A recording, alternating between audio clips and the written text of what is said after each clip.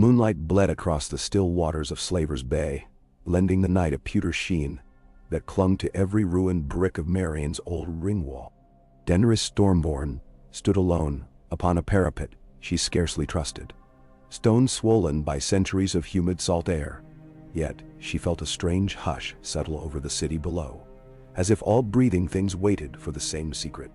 The wind was gentle but restless, teasing the silver-white ends of her hair into drifting filaments that touched her cheeks like half-remembered fingers. Behind her, pyramids loomed dusk-brown and mute. Before her, the black water glimmered like a cloak of scales.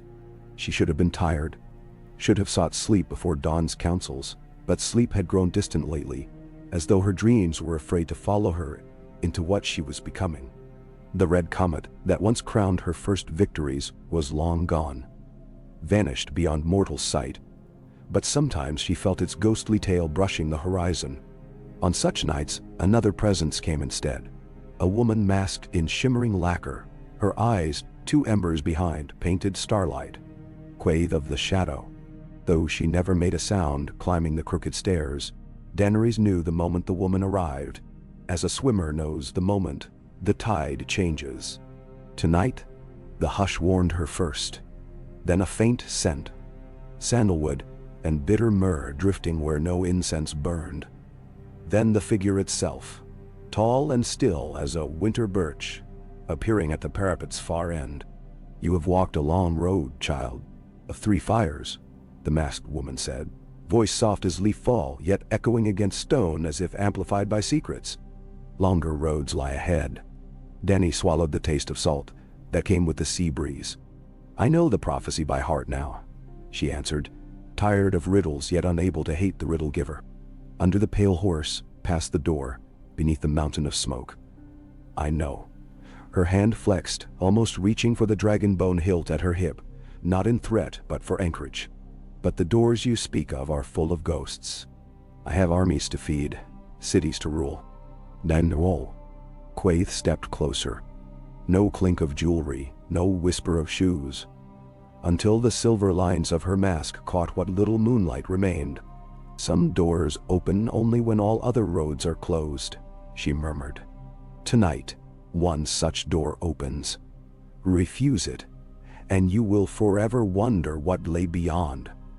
Enter, and you will learn why you were forged in fire." The parapet stones breathed cold through the soles of Dany's sandals. A darker hush rolled in, smothering the faint clamor of night markets, even the distant rattle of chains as Unsullied patrolled the streets.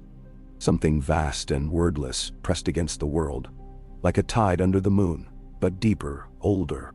In Quaithe's gloved hand, a shard of air bent, folding in on itself until it resembled a pane of water turned upright.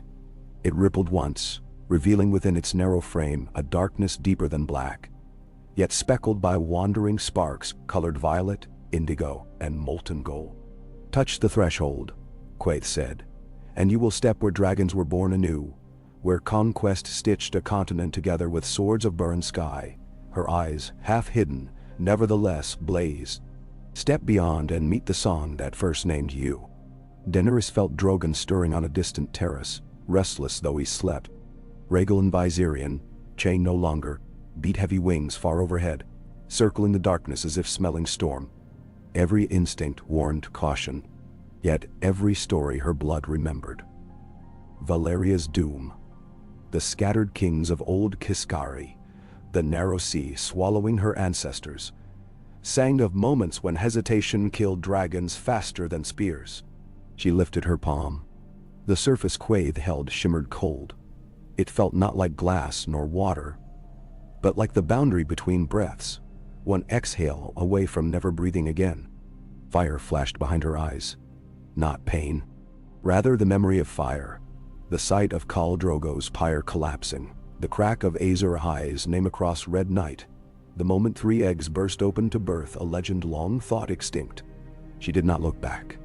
If she hesitated, she would remain only queen of Moraine, breaker of chains, but prisoner of circumstance. She stepped. The parapet vanished beneath her feet. Up became down, up, Then direction dissolved altogether into a tempest of stars swirling like embers in a furnace the size of worlds. She heard a roar. Dragon roar. Yet also thunder. Yet also her own heartbeat, magnified until the pulse was a smith's hammer, forging epochs. Time stretched, thinned, then folded like metal quenched in ice water.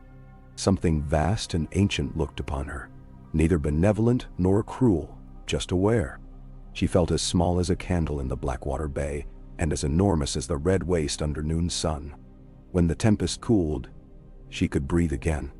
Earth, real earth, crunched beneath supple leather boots. Boots. She wore riding boots now. Black and laced to the knee, dusted with pale ash. Around her sprawled dark sand, glittering with obsidian chips that winked beneath a sullen sunrise. Sea air slammed her nostrils, a different salt than marines, colder, sharper, streaked with cliff moss and the distant tang of pine. Ahead, a jagged keep jutted from stone like a black crown. Dragonstone, unmistakable in silhouette, even if she had never seen it whole. But the keep was new. No net of Hightower banners fluttered. No scars of recent rebellion assaults marred its basalt beasts. Dragons roared overhead, larger than hers yet somehow familiar, their wings casting shadows that rippled across ocean spray. A chill shivered her spine. She had stepped not only across leagues, but centuries. This was Dragonstone before Robert's Landing, Dragonstone in the age of Aegon the Dragon Lord. Blood of my blood, a voice called behind her. Deep, measured, half-amused, speaking high Valyrian so pure she felt the syllables strike sparks against her teeth. She turned. He rode a dragon as pale as dawn itself, scales glimmering pearl pink in the newborn light.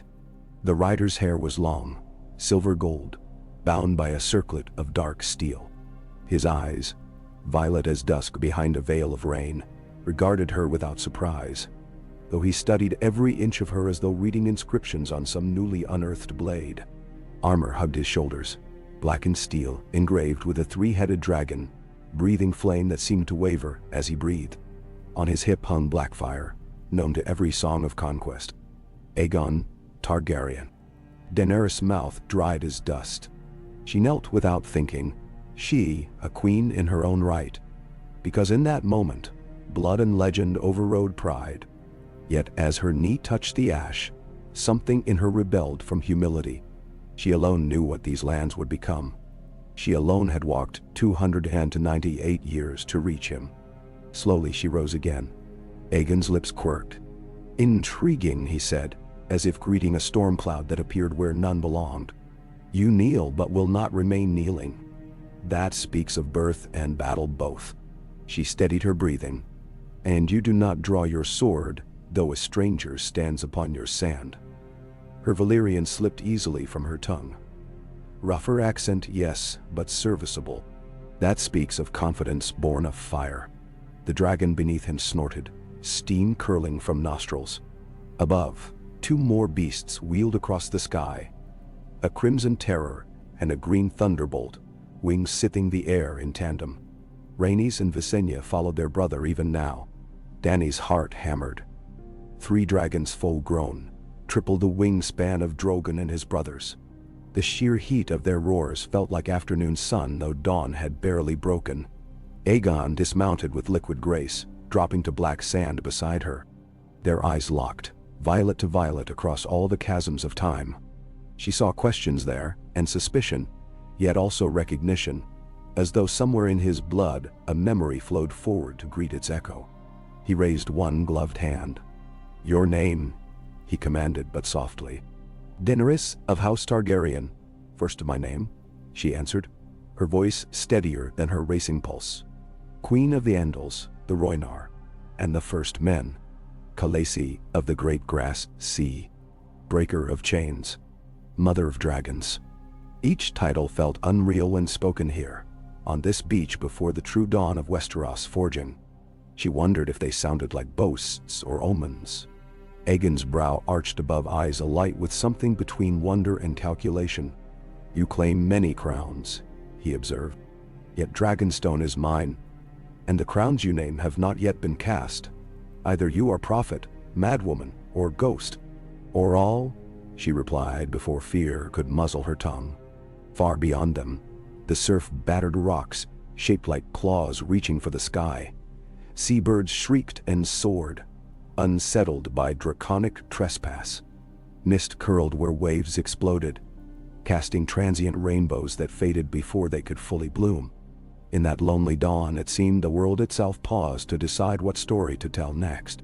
Daenerys had expected awe, perhaps suspicion, but she had not expected the raw ache of belonging that now gnawed her ribs. These beaches were hers by blood. Her cradle sung of them. Her ancestors' ghosts still roamed their crests. Yet she had never walked them in her own life. They were myths she carried across red wastes and slave pits. And now fate delivered her home 2 centuries early. Aegon studied the foreign cut of her leather harness, the unfamiliar weave of her linen sleeves, the smooth grooves on the pommel of her Arak-curved side blade. Weaponry neither Valyrian nor Giscari in style. He saw the calluses on her palms where dragon reins once burned. He saw the healer's scars on her forearms where whips had failed to break her. His gaze lingered longest on the small sigil brooch above her heart. 3 dragons breathing as one, enamel red on black iron. A design he assumed his own forging, yet rendered in a style not yet born. "Who taught you the forging psalms?" he asked at last. "My life," she answered. "And fire." He inclined his head, neither accepting nor dismissing. "Fire teaches harshly. The question is whether its pupils survive." She thought of Miri Maz-Dur, of Astapor's Night of Red Blossoms, of Yonkai's chains, of Meereen's fires that would not stay quenched. "I survived." Aegon glanced skyward where his sisters circled. "We will see whether you still claim that word tomorrow." Then he whistled. Short, sharp. His dragon's head bowed low, eyes glittering like pale onyx. "You will ride with me to the keep. Rhaenys and Visenya will watch." He gripped her forearm, not roughly, but firmly, as though sealing a pact with flesh and flame. "Whatever sorcery delivered you here, Daenerys Stormborn, it has not chosen a quiet hour. The painted table waits, and with it, the fate of kingdoms still dreaming." "When?" She nearly asked if he knew a masked woman named Quaithe, if he had glimpsed a door of stars upon his sands before. Yet, the moment she opened her lips, the knowledge fled, like scattered petals. The hush returned, deeper now, a hush of histories crossing blades. Above, Balerion the Black Dread bellowed, answering a call only dragons could hear, and the ground beneath her boots vibrated with a promise of war. Aegon raised her onto the dragon's saddle before vaulting behind.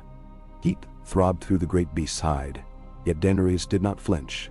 She was daughter of dragons. The air thickened with wings beating ancient rhythm. As they rose over burning surf, she caught a final glimpse of black sand and ash, swirling into patterns momentarily forming a mask of starlight before the wind erased it. She could not be certain. Perhaps the sea sprayed her eyes. But perhaps Quaithe watched still, guiding, judging. The eastern horizon brightened into molten copper. Dragonstone unfurled like a sigil beneath them, its towers and gargoyles mere shadows upon vast spit of stone. Yet already she felt the heartbeat of forge fires inside, the whisper of swordsmiths shaping destiny. She would walk its halls not as a displaced exile, but as an anomaly, walking prophecy, borrowed future. She would stand at the painted table, carved by Aegon's own hand, and read islands not yet named, hosts not yet rallied, oaths not yet betrayed. And she would decide, slowly, carefully, whether to warn Aegon of field and castle his sword would claim, or whether to let history unfold as blood demanded. For perhaps this was the riddle. To break a wheel, sometimes one must first watch it turn. The dragon banked. Morning sun struck his scales, igniting prismatic halos around every ridge. Daenerys felt the warmth of it searing the crown of her head, and for a heartbeat, she believed she heard the distant cries of Origo, of Jorah's devotion, of Nisandai's quiet wisdom, riding the winds behind. The present she left remained alive, waiting beyond the door. But so too did the ancient future opening beneath her. She would not rush. 5 hours, 10, or 1,000 heartbeats, the dance would unfold at its own measure. As Dragonstone's courtyard rose to meet them, and iron gates swung wide in a thunder of chains, She closed her eyes and whispered a vow. To speak, to listen, to breathe. To let each moment burn long enough to leave its brand. Then dragon talons clattered onto stone, and time's doorway sealed behind with a sigh like embers dying.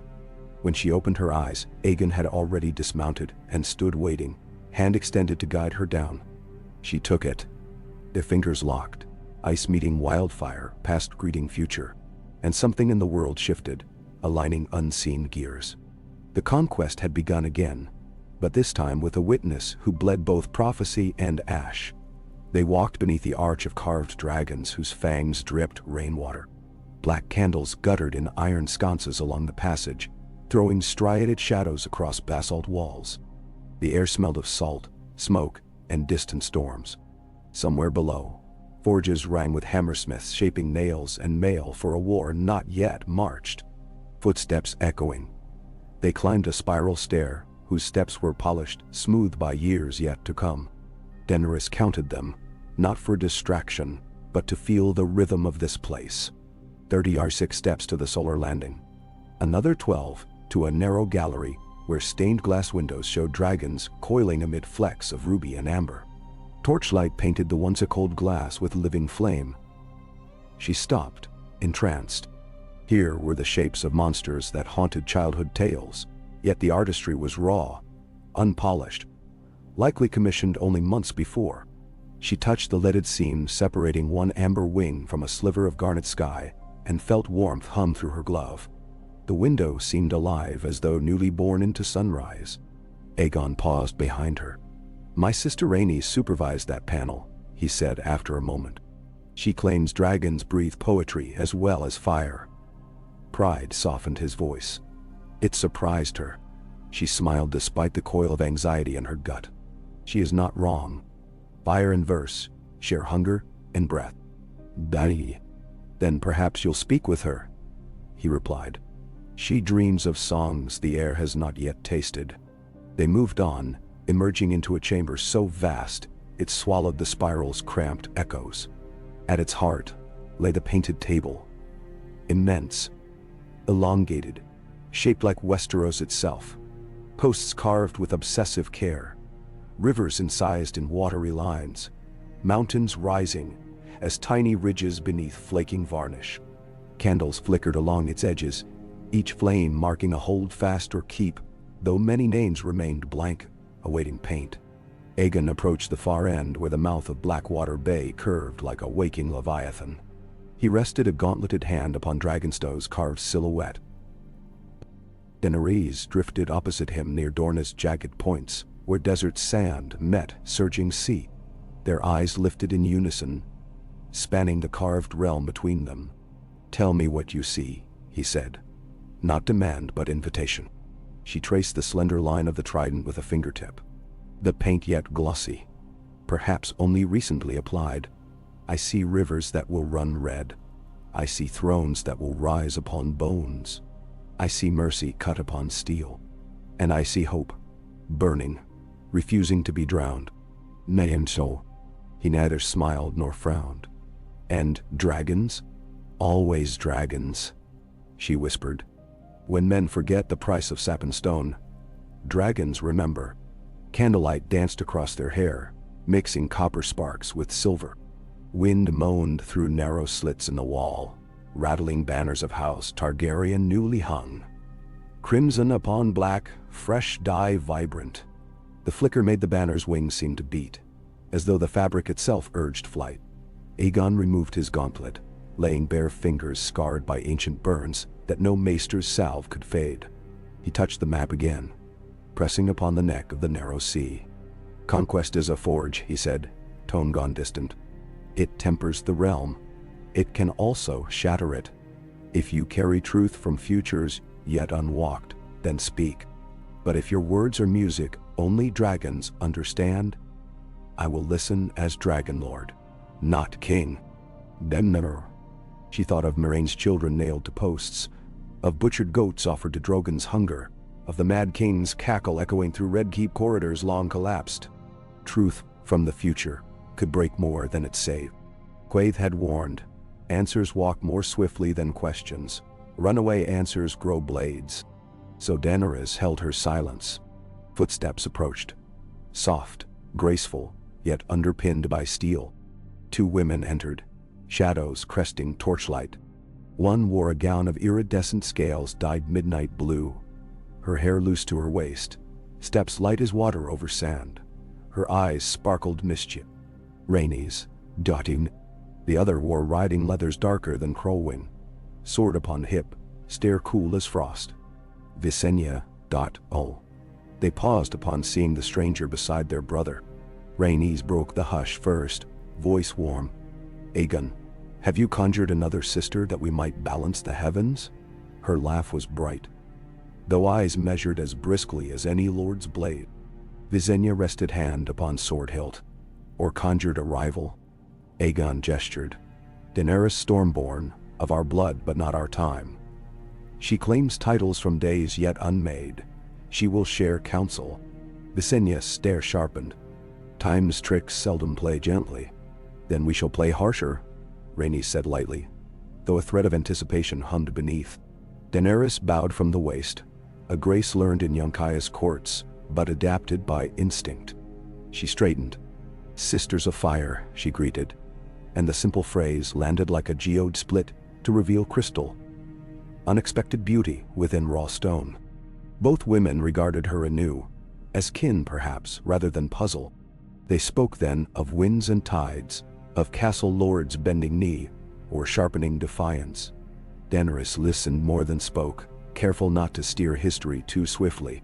She noted each house name recorded upon the painted coast, marking which families would one day rise, which would fall, which would twist into thorny paths, leading to rebellions she had studied.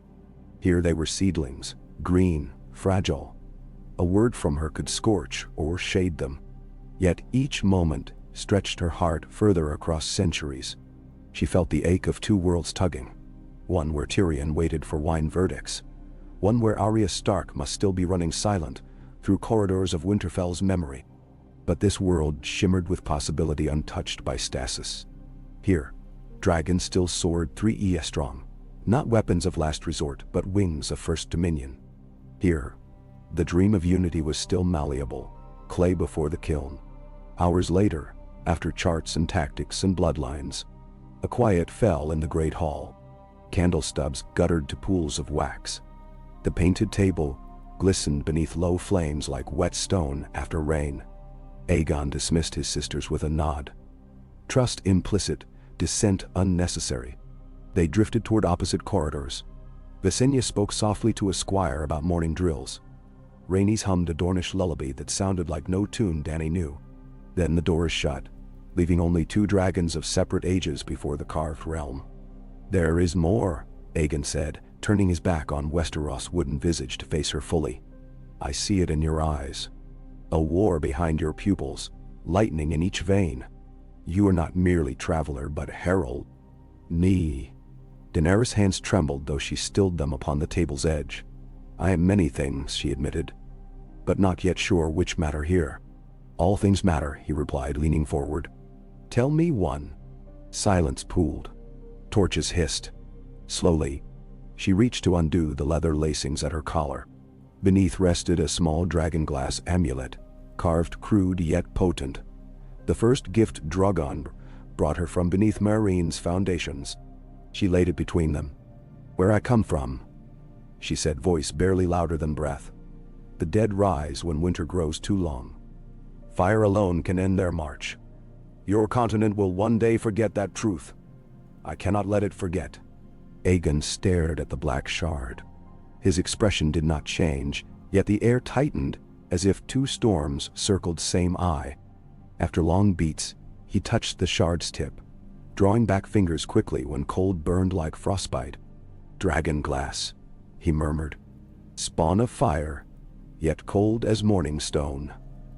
A paradox. He looked at her once more. A warning. She nodded. He folded her hand over the shard.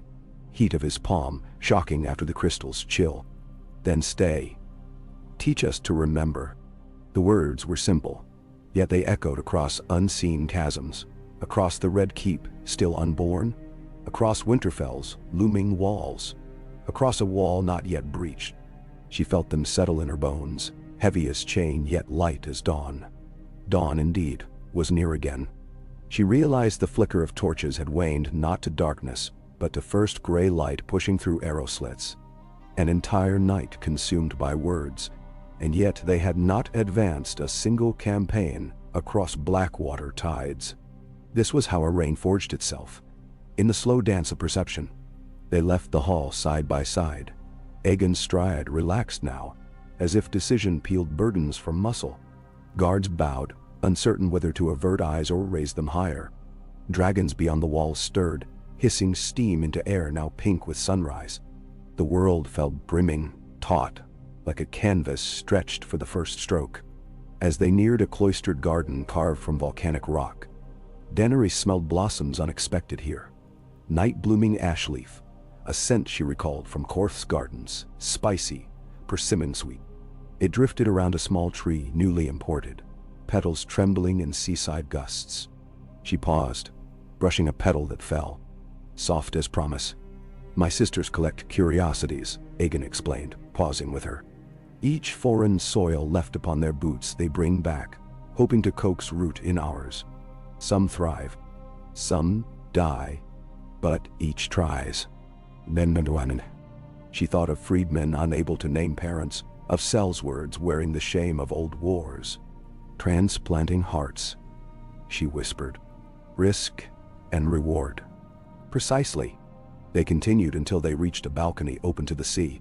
Cloudless blue stretched forever, yet darker swaths hinted at deeper tides.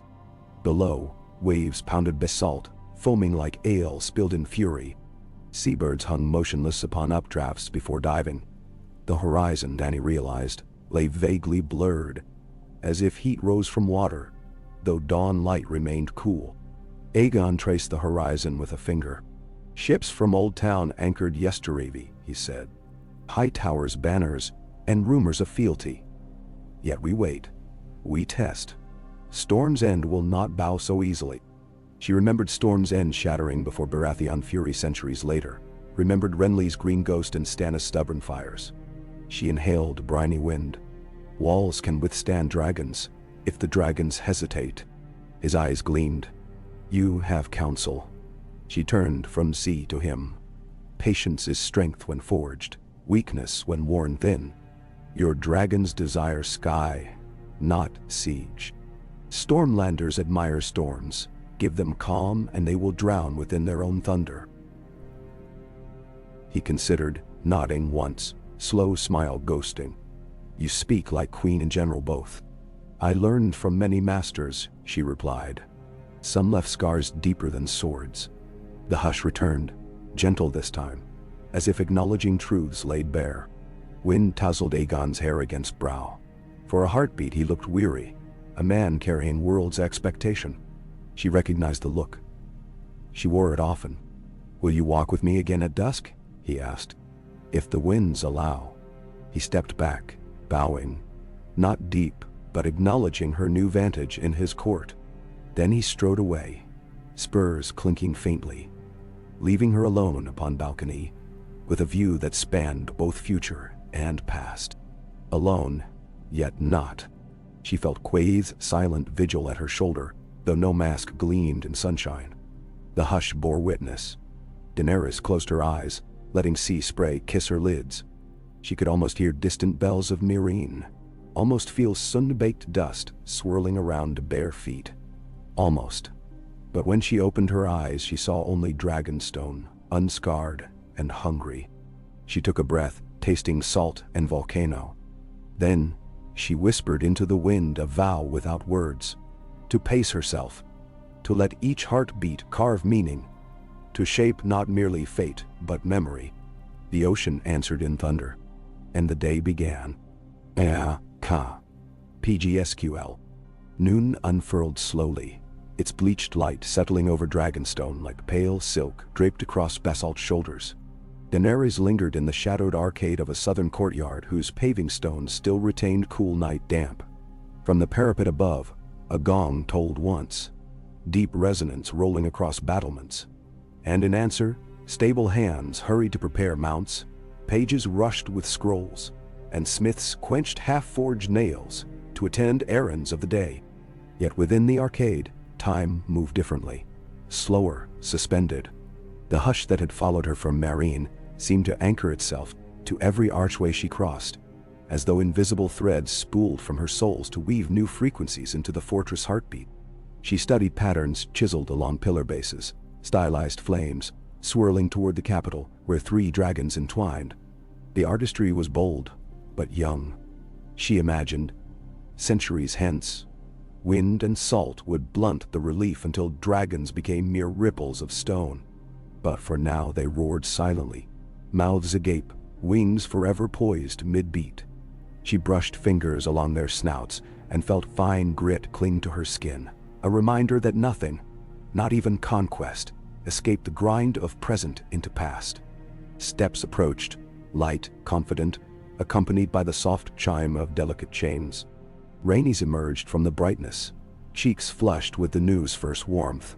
She wore trousers of dark violet silk and a sleeveless jerkin quilted in overlapping scales, the color of storm-lit dusk. At her throat, a lattice of golden wirework cradled a single black pearl, its surface polished to mirror. The way the pearl captured light reminded Daenerys of the Door's stars, slipping between reflections of one world and another. "You vanish like mist," Rhaenys said, smile teased by curiosity rather than reprimand. "Twice now I have asked a servant to find you, and twice they returned with shrugs."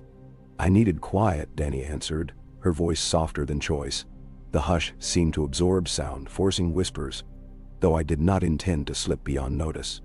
Rhaenys circled one of the carved pillars, tracing the same dragons Dany had moments earlier.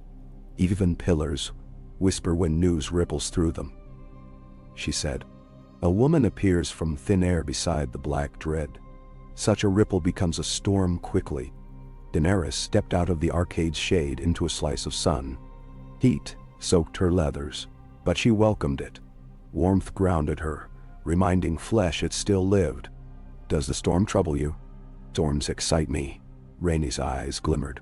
"Visenya says I chase them like cats chase ribbons." Perhaps she is right. She paused beneath the archway, gaze drifting to the sky beyond. Today is too still. The wind refuses to taste of distance. That means something approaches. The comment's casual certainty surprised Dany, though it mirrored Quaithe's manner of speaking. "Do you always sense the future in the air?" "Not sense," Rhaenys demurred. "I merely listen. Air carries news long before ravens do. You'd be astonished how loudly the future mutters to anyone patient enough to eavesdrop." Dany considered the answer, chewing on its edges. "And what does the air say of me?" Rhaenys stepped closer until sunlight haloed the feather-fine threads of her hair. "It says you love your people fiercely. It says grief rides your shadow like a second spine. And it says you have not decided whether you arrived to protect my brother's dream, or to shatter it." The courtyard's hush deepened, though the world beyond continued. Gulls cried, iron rang, waves crashed. The hush lived only within those carved arches, a separate lung breathing in secrets. Dany's heart gave one heavy thud that felt like both admission and denial. "Perhaps I have not decided myself," she conceded. Rhaenys exhaled through her nose, lips tilting in what might have been approval. "We are forging a realm, Daenerys. I have tasted its promise in my sleep. Great plazas where children of every tongue chase each other, markets where spices from the summer isles mingle with white wine of the arbor, libraries where maesters debate Valyrian star charts. Could such promise flourish without grief to remind it of cost? I cannot say. Yet I know cost will come." She brushed a braid from her shoulder, something wistful passing through her features. "Stay beside me while we forge the realm. If I weigh dream against cost wrongly, I will need someone whose eyes hail from farther storms to correct me." Dany swallowed. "Your sister might disagree. Visenya respects strength. She will test yours, then accept it. Or if she cannot accept it, she will challenge it. Either way, you will earn footing. And Aegon?" Rhaenys laughed lightly. "Aegon respects riddles more than he confesses.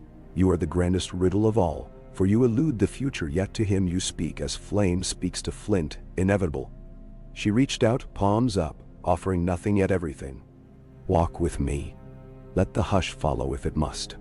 There is something I want you to see. Peneskin. Daenerys hesitated only a heartbeat before taking Rhaenys' hand. Her grip was warm, fingers calloused from bowstrings. Together they passed under an arch, descending a narrow stair cut into the belly of the keep. Torches slotted at intervals cast low amber pools blinking upon walls. Each pool swallowed them, then released them into night again. The hush clung close, muffling their footfalls to mere brushings of leather on stone. The stair curved deeper than Dany expected. Levels below ground where sea kept murky vigil beyond thick basalt. Finally it flattened into a corridor lit only by faint daylight, spilling through arrow slits carved high above head level. Salt damp glazed the stone, and cold radiated upward through boot soles. At corridor's end waited an iron-bound door scored by rust. Rhaenys lifted the crossbar with a grunt, its weight belying slender arms, then pushed. Hinges moaned like something waking after unnatural sleep. A draft slithered out, smelling of old paper, oil, and dragon musk. They entered a cavernous chamber, wide as the painted table hall yet far taller. Its vaulted ceiling arched so high darkness swallowed the apex. Shelves spiraled up stone pillars, laden with scrolls bound in leather or linen. Some cracked, some freshly tied, blank banners draped above each arch, awaiting sigils perhaps. But what drew Dany's gaze were the eggs. The eggs filled niches along walls, nested in silvered wire cradles, or cushioned in velvet caskets. Some were no larger than fists, others rivaled pumpkins. Scales shimmered emerald, cobalt, bronze, lilac. Between them glimmered shards, broken shells, preserved fragments capturing lost patterns. Countless eggs, each unique. Each ghost of possibility. "This is the chamber of still-sung songs," Rhaenys whispered. Her voice slipped from hush into hush, becoming part of it. Maesters count 112 eggs, recovered from the smoking sea since Valyria's doom. We hold 40 here. None have hatched in a century. Daenerys felt her breath snare. Memories of the black pyre roared behind her eyes, of eggs hatching in a storm of fire, of screams, of winds bearing away ashes. She stepped toward the nearest cradle. The egg was slender, coppery red veined with sooty black. When she pressed fingertips to its shell, cold but not dead warmth pulsed. Faint, struggling flicker like a coal smeared in ash. Rhaenys watched. Only Targaryen blood hears whatever lies inside. She murmured, "Yet even we fail. Aegon refuses to risk these eggs in open flame. Too many lost already." She gestured toward fragments ornamenting a shelf. Colorless husks like bones bleached by sun. We hoped Balerian's heat might coax life, but he scorched 3 to dust. Nissim. Dany's palm remembered the pulse of her own 3 eggs before they hatched, vibrations like distant drumming. She moved to another cradle. This egg gleamed turquoise, flecked with silver. When she stroked it, nothing stirred. Next, a dark green orb reticulated with ivory cracks that seemed painted rather than formed. Again, nothing. She exhaled slowly. "They slumber," she said. "Some deeper than others, but none wholly dead. Can you wake them?" Rhaenys asked, hope brittle as spun glass. Dany brushed copper scales again. "Not yet. Perhaps not ever. You ask of me what living flame and desperation asked before. I bled. My sun and stars died. My world burned. And dragons were born. I cannot trade that price for 40 more unborn songs." Rhaenys folded arms, eyes shuddering grief. "I would pay such price myself," she said low. "But my brother will not risk me." Silence pooled. "You have walked into our hearth from some far hearth we cannot fathom. Perhaps you carry tinder other than death." Dany gently released the egg.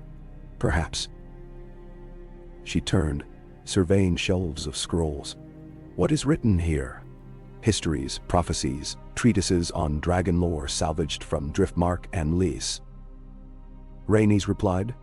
"We gather them in hopes of discerning which fragments ring truest." She lifted a scroll tied with green ribbon, handing it over. Dany unrolled cautiously. Valyrian text danced across vellum in delicate script. Diagrams of dragon musculature, annotations of heating regimes, star charts correlated to hatching cycles. Margins held notes in a different hand, Aegon's, querying suppositions, challenging measurements. She recognized some phrases from her own fumbling research with Xaro's scribes, though here they shone uncorrupted by centuries of translation. "You preserve your future by mining your past," she said. "One day I hope to brew them together," Rhaenys answered. When they left the chamber, Daenerys felt the hush lighten, as if content it had guided her to something vital. They climbed to a terrace where sun hammered flagstones and wind tore at braids. Clouds thickened in distant west, bruised purple. A storm indeed approached. Rhaenys squinted. "Visenya drills the footmen in the lower yard," she observed. "Shall we watch the dance of steel?" Dany inclined head.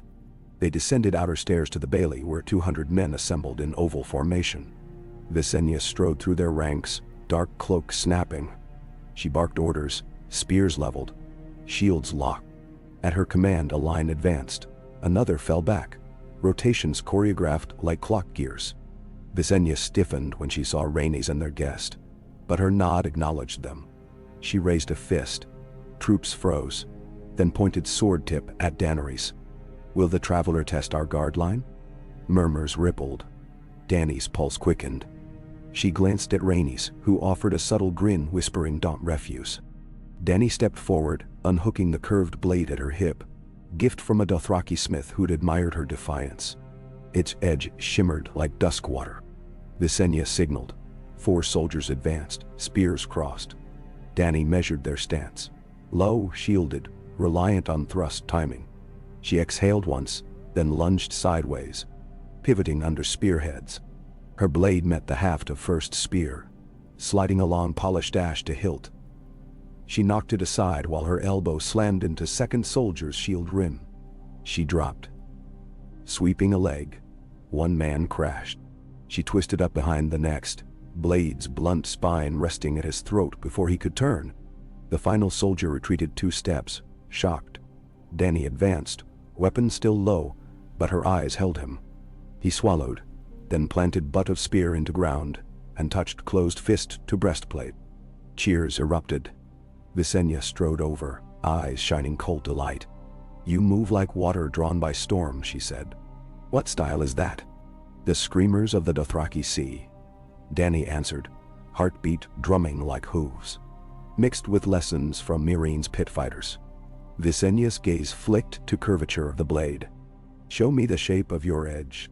Dany flipped the sword, offering handle. Visenya accepted, testing weight with practiced wrist.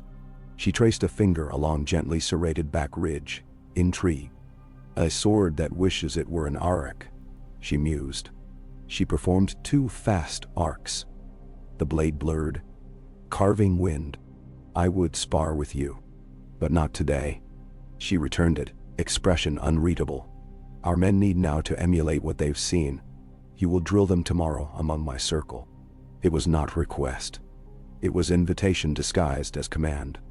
Dany bowed slightly in acceptance. Visenya strode off, voice already whipping through ranks. Rhaenys sidled close, whispering, "She respects you. That is how she tests those she fears may outrun her." Thunder rumbled from the approaching stormbank, low and distant. Dany sheathed her sword. A drizzle of exhilaration lingered along her skin.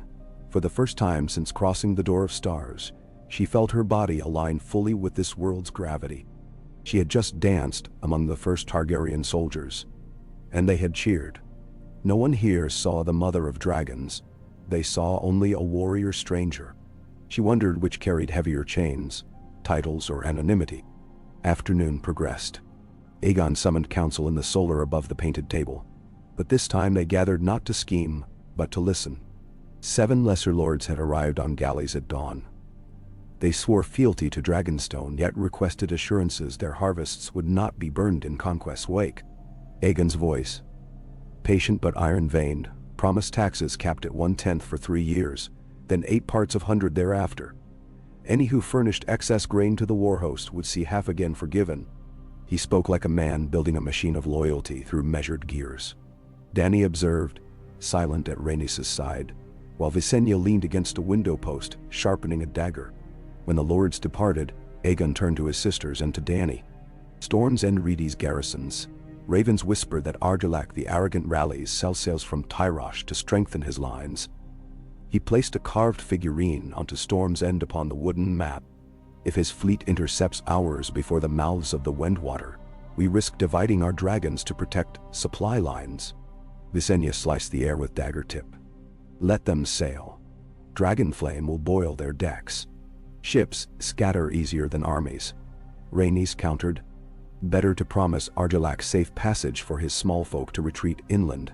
If they believe we mean to spare them, they may open the gates to us. Mercy is slower than fire, Visenya said. But it builds temples where fire leaves ash, Rhaenys answered, calm. Aegon's gaze shifted to Daenerys. You have watched Stormlands rise and fall, perhaps. Council. Dany rested both palms on the map's eastern coast. She felt the carved wood's ridges press memory into flesh. Argilac's pride is legend. She began, choosing words carefully. Offer mercy first. He will refuse.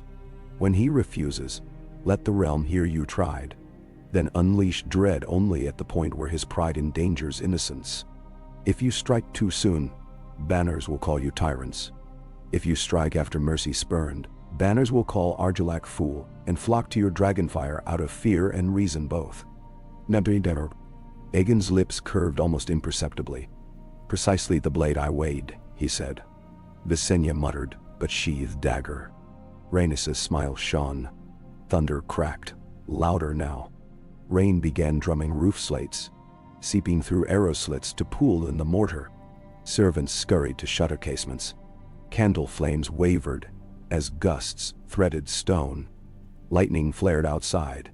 At its flash, Dany glimpsed a figure across the chamber, half concealed behind a tapestry of Nymeria's landing. A woman, tall, masked in lacquer, that caught the lightning's white bolt. Quaithe. But as soon as Dany's heart lurched, the figure was gone, tapestry unmoved. She exhaled, uncertain whether vision or memory bled into sight. When council adjourned, Aegon requested Dany remain. Sisters departed. Thunder crashed. Wind whistled down corridors. Aegon poured 2 cups of summer wine, gesturing her to a stone bench before slit windows. Purple wine glowed like bruised garnet in lamplight. Rain streaked battlements beyond. You said dragons remember wars men forget, he began, voice low enough that Hush leaned in. What war does your dragon remember that I must learn? Dany cradled the cup, warmth threading fingers. She looked into wine but saw a field of ice, a wall of blue flame. A war with no lords, no songs, only cold that walks. She described the white walkers in sparse strokes, corpses obeying silent kings, blades of ice shattering steel, wind howling inside dead mouths. She spoke of Hardhome, of the Night King raising fallen wildlings with gesture alone, as if he were conductor of death's choir. She told of the wall's centuries of vigilance worn thin by politics and neglect. As words spilled, she realized each sentence carved deeper fear into Aegon's carved calm. Yet he did not interrupt. When she finished, the wine stood untouched in both cups. Storm outside raged, but interior hush smothered even thunder. Finally, Aegon spoke. If such foe threatens centuries hence, my conquest is but mortar for a wall unseen. I must build not only dynasty but bulwark. He leaned back, eyes distant. Dragonstone is volcanic. Its glass is plentiful. We will mine it. Forge arrowheads, blades, spear points. His voice gained momentum. Store them in cellars of every castle that kneels. Something in Dany loosened. Relief or dread, she could not tell. She wondered how altering this thread would ripple forward. Yet Quaithe's warnings echoed. Some doors open only when all other roads are closed. Perhaps this step, arming Westeros early, was precisely the door needed. Aegon refocused. But how to prove threat unseen? Men do not march against phantoms. Men follow stories, Dany said. Your dragons alone are story enough. Proclaim glass blades forged with dragon flame to slay tyrant of winter. The legend will spread faster than ravens. His violet eyes brimmed calculation and wonder. You would make me profit as much as conqueror. He sipped wine now, thoughtful. Very well. Rain battered windows, but the hush felt satisfied, as if a vow had found voice. Aegon set his cup aside. Tell me of the dragons that ride your skies. Their colors, their temper. She described Drogon's midnight scales veined with crimson, Rhaegal's green-gold shimmer, Viserion's pale cream hide. As she spoke, she realized how intimately she knew them. Every scar, every shift of wing. Aegon listened, hunger for dragon lore shining like hammered steel. He asked about saddle design, about feeding habits, about injuries and healing. She answered all. In turn, he shared tales of Balerion's first skyfire above Valyria, of Vhagar's egg cracking beneath Rhaenys' lullabies, of Merax's rending krakens off Skagos. He spoke with reverence but also practical candor, noting weight ratios, turning radii. How each dragon favored a different flight altitude. Hours seeped by unnoticed until storm passed and lamps burned low. When finally they parted, dawn's first pearl gleamed on sea edge. Dany did not sleep. She climbed to the highest pinnacle, Windworm Tower, servants called it, where gusts rattled slate and gulls nested in crannies. There she found Drogon perched, black wings cloaking parapet like collapsed storm cloud. He had come through the door with her, she realized with jolt, though she never saw him cross. Of course he came. He would never let her vanish alone. His golden eyes regarded her, pupils narrowing. She laid a palm against his neck ridge. Heat radiated, heartbeat like distant drums. You smell different now, she whispered. The sea wind had braided with volcanic brimstone, altering his scent. He chuffed, smoke curling. Over the glistening bay, Balerion's sword, massive shape, eclipsing stars still faintly visible. Vhagar and Merax's followed, smaller, yet still dwarfing Drogon. He watched them with keen interest, neck undulating. She sensed his yearning, a challenge rising within his blood. Not yet, she cautioned softly. Soon you will dance among them, but not as prey nor rival, as kin. In the dawning gold she saw the path before her divide into infinite threads, each choice leading to branching consequences. Warned too much, and maybe Aegon would forge an empire of suspicion. Warned too little, and winter might devour this world again. She needed counsel beyond prophecy. Quaithe had led her here. Quaithe must speak again. Later that morning, she walked the strand beneath Dragonstow's seaward cliff. Tide had ebbed, revealing rock pools tinted jade and rust. Foam fizzed around her boots. She moved until the keep was a silhouette behind spires of basalt. Then she knelt, tracing finger in wet sand. A door of stars, simple lines, repeated thrice. She waited. Wind tugged hair across her cheeks, gulls shrieked overhead, tide hissed. When shadow finally fell across the pattern, she looked up. Quaithe stood where surf met sand, mask mirrored by sun sparkles. Her robes rippled like clouded water. You shaped the forged child of three winds, she said. Yet beware. Forge too cold and steel will shatter. Forge too hot and steel will warp. Tell me how to temper it, Dany demanded. Tell me which blows to strike. I guide. I do not dictate, Quaithe replied. The song must decide its rhythm, else the dance dies in stillness. Then guide me now, Dany pleaded. I have given Aegon sight of the long night. If I have erred, sight is seed, Quaithe interrupted. Whether root feeds flower or thorn depends on soil. Guard the soil. She lifted a hand. Within her palm flickered a fragment of obsidian shaped like a dagger's tip. 3 times shall blood anoint dragonglass. First, to bind. Second, to break. Third, to bless. Remember this. Dany reached, but Quaithe closed hand. Obsidian vanished. When the third blood falls, she continued, doorways will yearn for closure. Choose then, which world your heart calls home.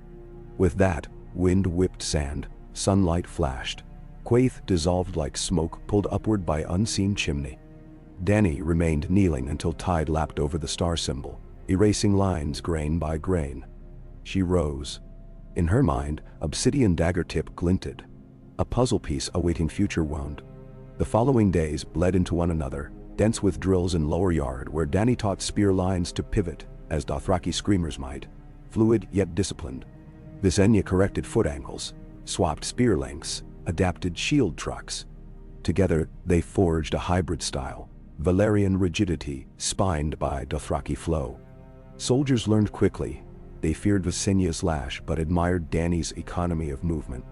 At dusk, Rhaenys coaxed Dany to the egg chamber where they experimented with heat and melody, humming Valyrian lullabies while copper braziers warmed select eggs. Some scales shimmered anew under flame, though none cracked. Twice Dany rode behind Aegon on Balerion's broad back, patrolling the skies. Drogon accompanied, weaving patterns around the black dread's immense wings. Air currents buffeted. Drogon darted agilely, while Balerion flew steady as doom.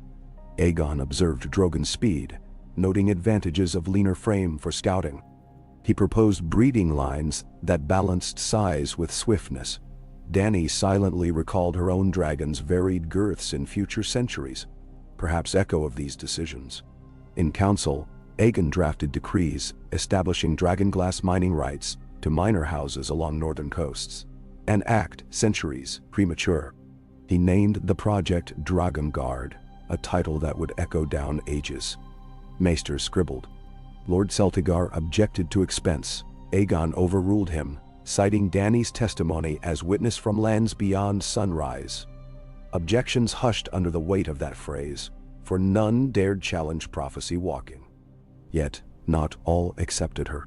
Some lords whispered of sorceress controlling king's mind, of charlatan beguiling dragons with strange incense. Dany felt suspicious glances everywhere.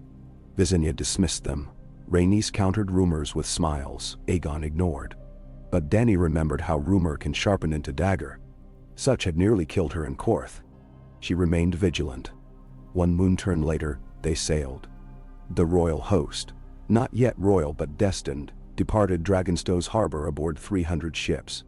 Sea winds filled crimson sails stamped with three-headed dragons. Drums beat, horns brayed. Above, Balerion, Vhagar, Meraxes, and Drogon circled. Dany stood astride Drogon's saddle, hair streaming silver ribbons, heart drumming.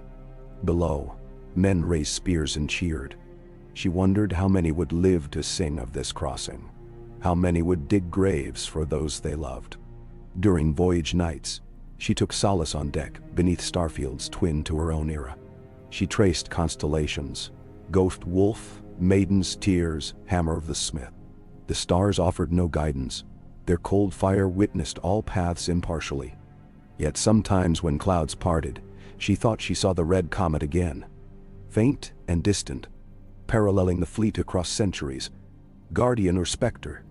She could not tell. At last they landed on the mouth of the Windwater. Argilac scouts spotted sails. Horns sounded alarms across stormlands. But Dany's earlier council shaped strategy. Aegon dispatched ravens offering safe passage to small folk, promising no plunder if gates opened quickly. Some villages accepted. Argilac sent knights to force them back. Rebellions brewed within his own walls. Dany sensed tension winding to snap. On the eve of battle, Aegon convened war council upon a grassy knoll overlooking Argilica's siege lines. Storm clouds bruised horizon again. Weather mirrored conflict. Dany listened as captains debated siege versus field engagement. Finally, Aegon asked her view. She surveyed terrain. Rolling moor punctuated by granite tors. Few trees, ground softened by recent rain. If dragons burn here, grass may ignite but damp soil will choke flames quickly, reducing collateral spread, she assessed. But spearmen entrenched in mud will gain stability. Cavalry will bog, she pointed to rocky Tor midfield. Hold that height with shield wall. Rain strafing passes from dragons. Break enemy morale before infantry charge. Spare the keep until surrender. Aegon nodded slowly, expression praising yet studying. And if Argilac still refuses? Then Storm's End becomes pyre, she said, though an ache bit her words. Mercy had its limit. Night deepened. Dany slipped from camp to wander edge of Tor. Lightning flickered beyond distant sea, illuminating Argilaca's campfires as necklaces of sparks. The hush returned, heavier. She sensed Quaithe's presence, though saw nothing. She closed eyes, waiting. Rain pattered, gentle at first, then harder. Through its roar came faint whisper. Bind. Break. O Nora. Bless. Fendi. The 3 words tolled like bells, each softer than the last yet whitier. She opened eyes. A puddle at her boot reflected lightning. Ripples shaped circles within circles, forming a mask for heartbeat before dissolving. She drew a small dagger, ordinary steel, from boot sheath. Lighting glinted along its edge. Without overthinking, she pricked her thumb, bead of blood forming. She pressed it to dragon glass shard hung on cord about her neck. First blood anoints. A tremor pulsed through shard. Somewhere in her soul she felt a door hinge creak. Battle dawn arrived gray and wet.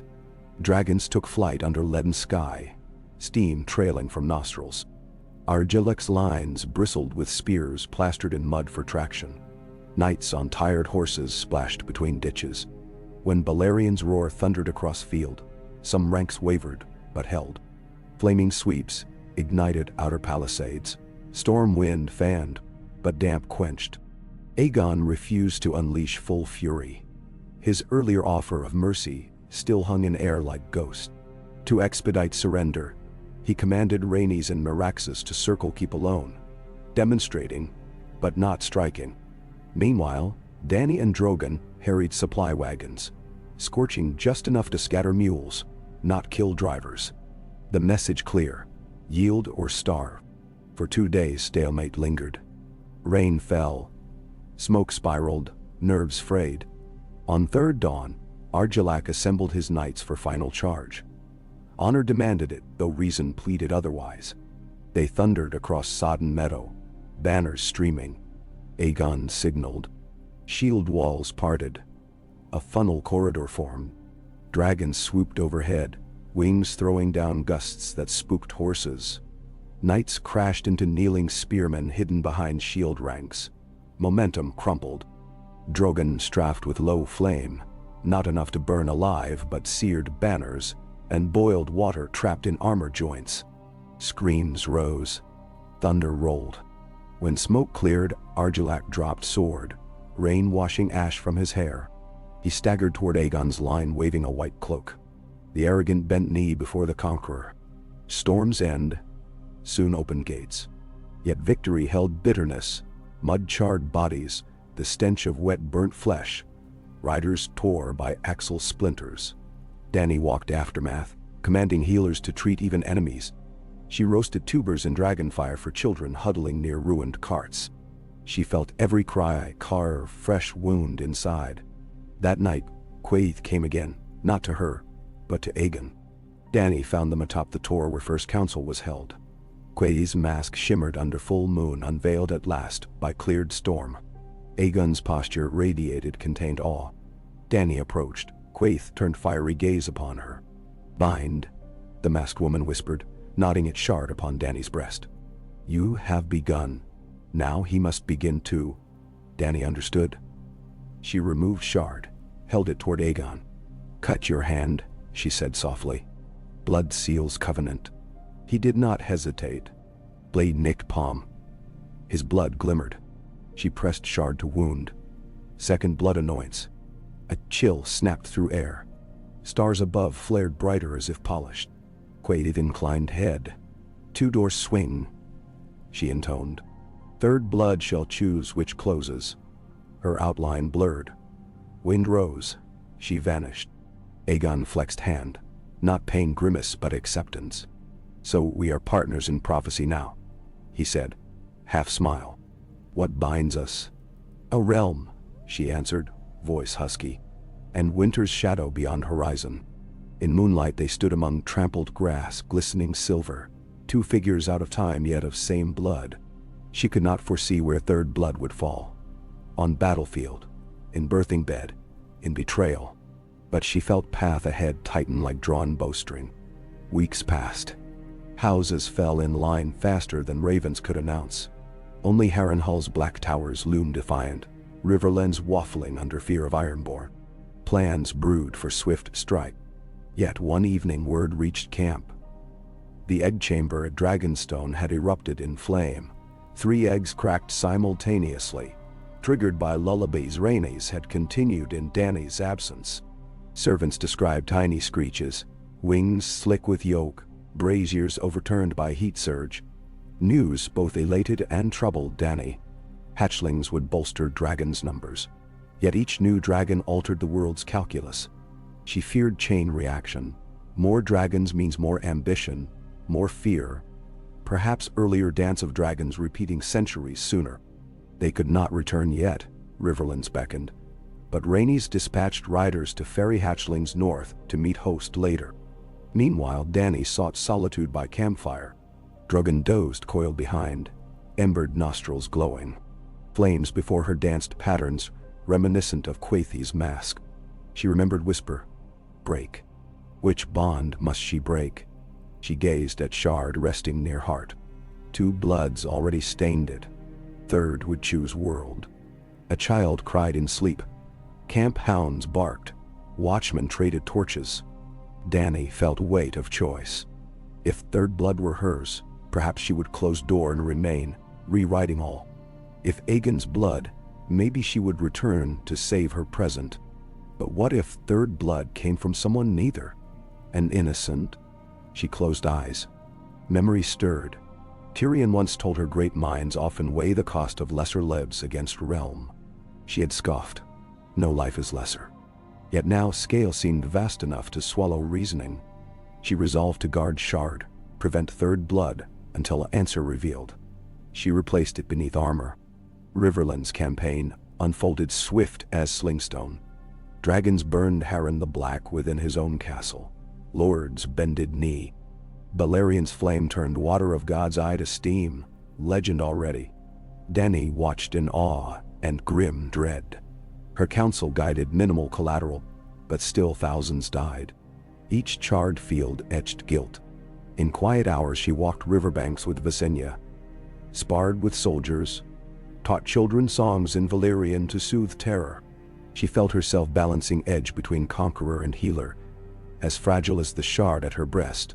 Then came whispers of Dorne's defiance, then Iron Island's unrest, yet also rumors of the North content to watch and weigh. The wheel continued turning, slower perhaps due to her influence, but inexorable. One early morning, as sun spilled copper over Rushmore, Dany woke to Drogon's roar. She rushed from tent. A band of would-be assassins had infiltrated camp under darkness, aiming for Aegon. Drogon, ever vigilant, had intercepted near command pavilion. 2 lay scorched. 3rd fled. Dany pursued. She caught him near river ford. Young, terrified, wearing the sigil of House Darklyn. He drew dagger, lunged. She sidestepped. His momentum flung him onto slick stones. He sprawled, dagger clattering. She knelt, pressing knee to chest. His eyes wide, tears mixing with mud. They promised my brother's freedom, he gasped. If I spilled dragon blood. Dragon blood. Dany's gaze fell to dagger beside them, its hilt lacquered black.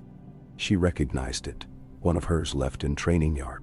Steel, not dragon glass. But the phrase jarred her. She disarmed him, pulling him upright. Your brothers, taken hostage by Argilic's last loyalists. He sobbed. They said kill the Conqueror's witch, and they'd live. Witch. Bitch. Rumor shadow. She exhaled, anger diffused by pity. She bound his hands, delivered him to Aegon's justice. Aegon spared him, sending knights to secure brothers. Mercy echoed out. Yet that night Dany found blood on Shard's edge when she removed armor. A thin smear, dried brown, as if from earlier cut reopened during chase. Her thumb? Aegon's palm. The assassin scraped wrist when she grappled him? She could not know. Panic whispered. 3rd blood spilled. She rushed beyond camp to deserted glade, drew Shard into moonlight.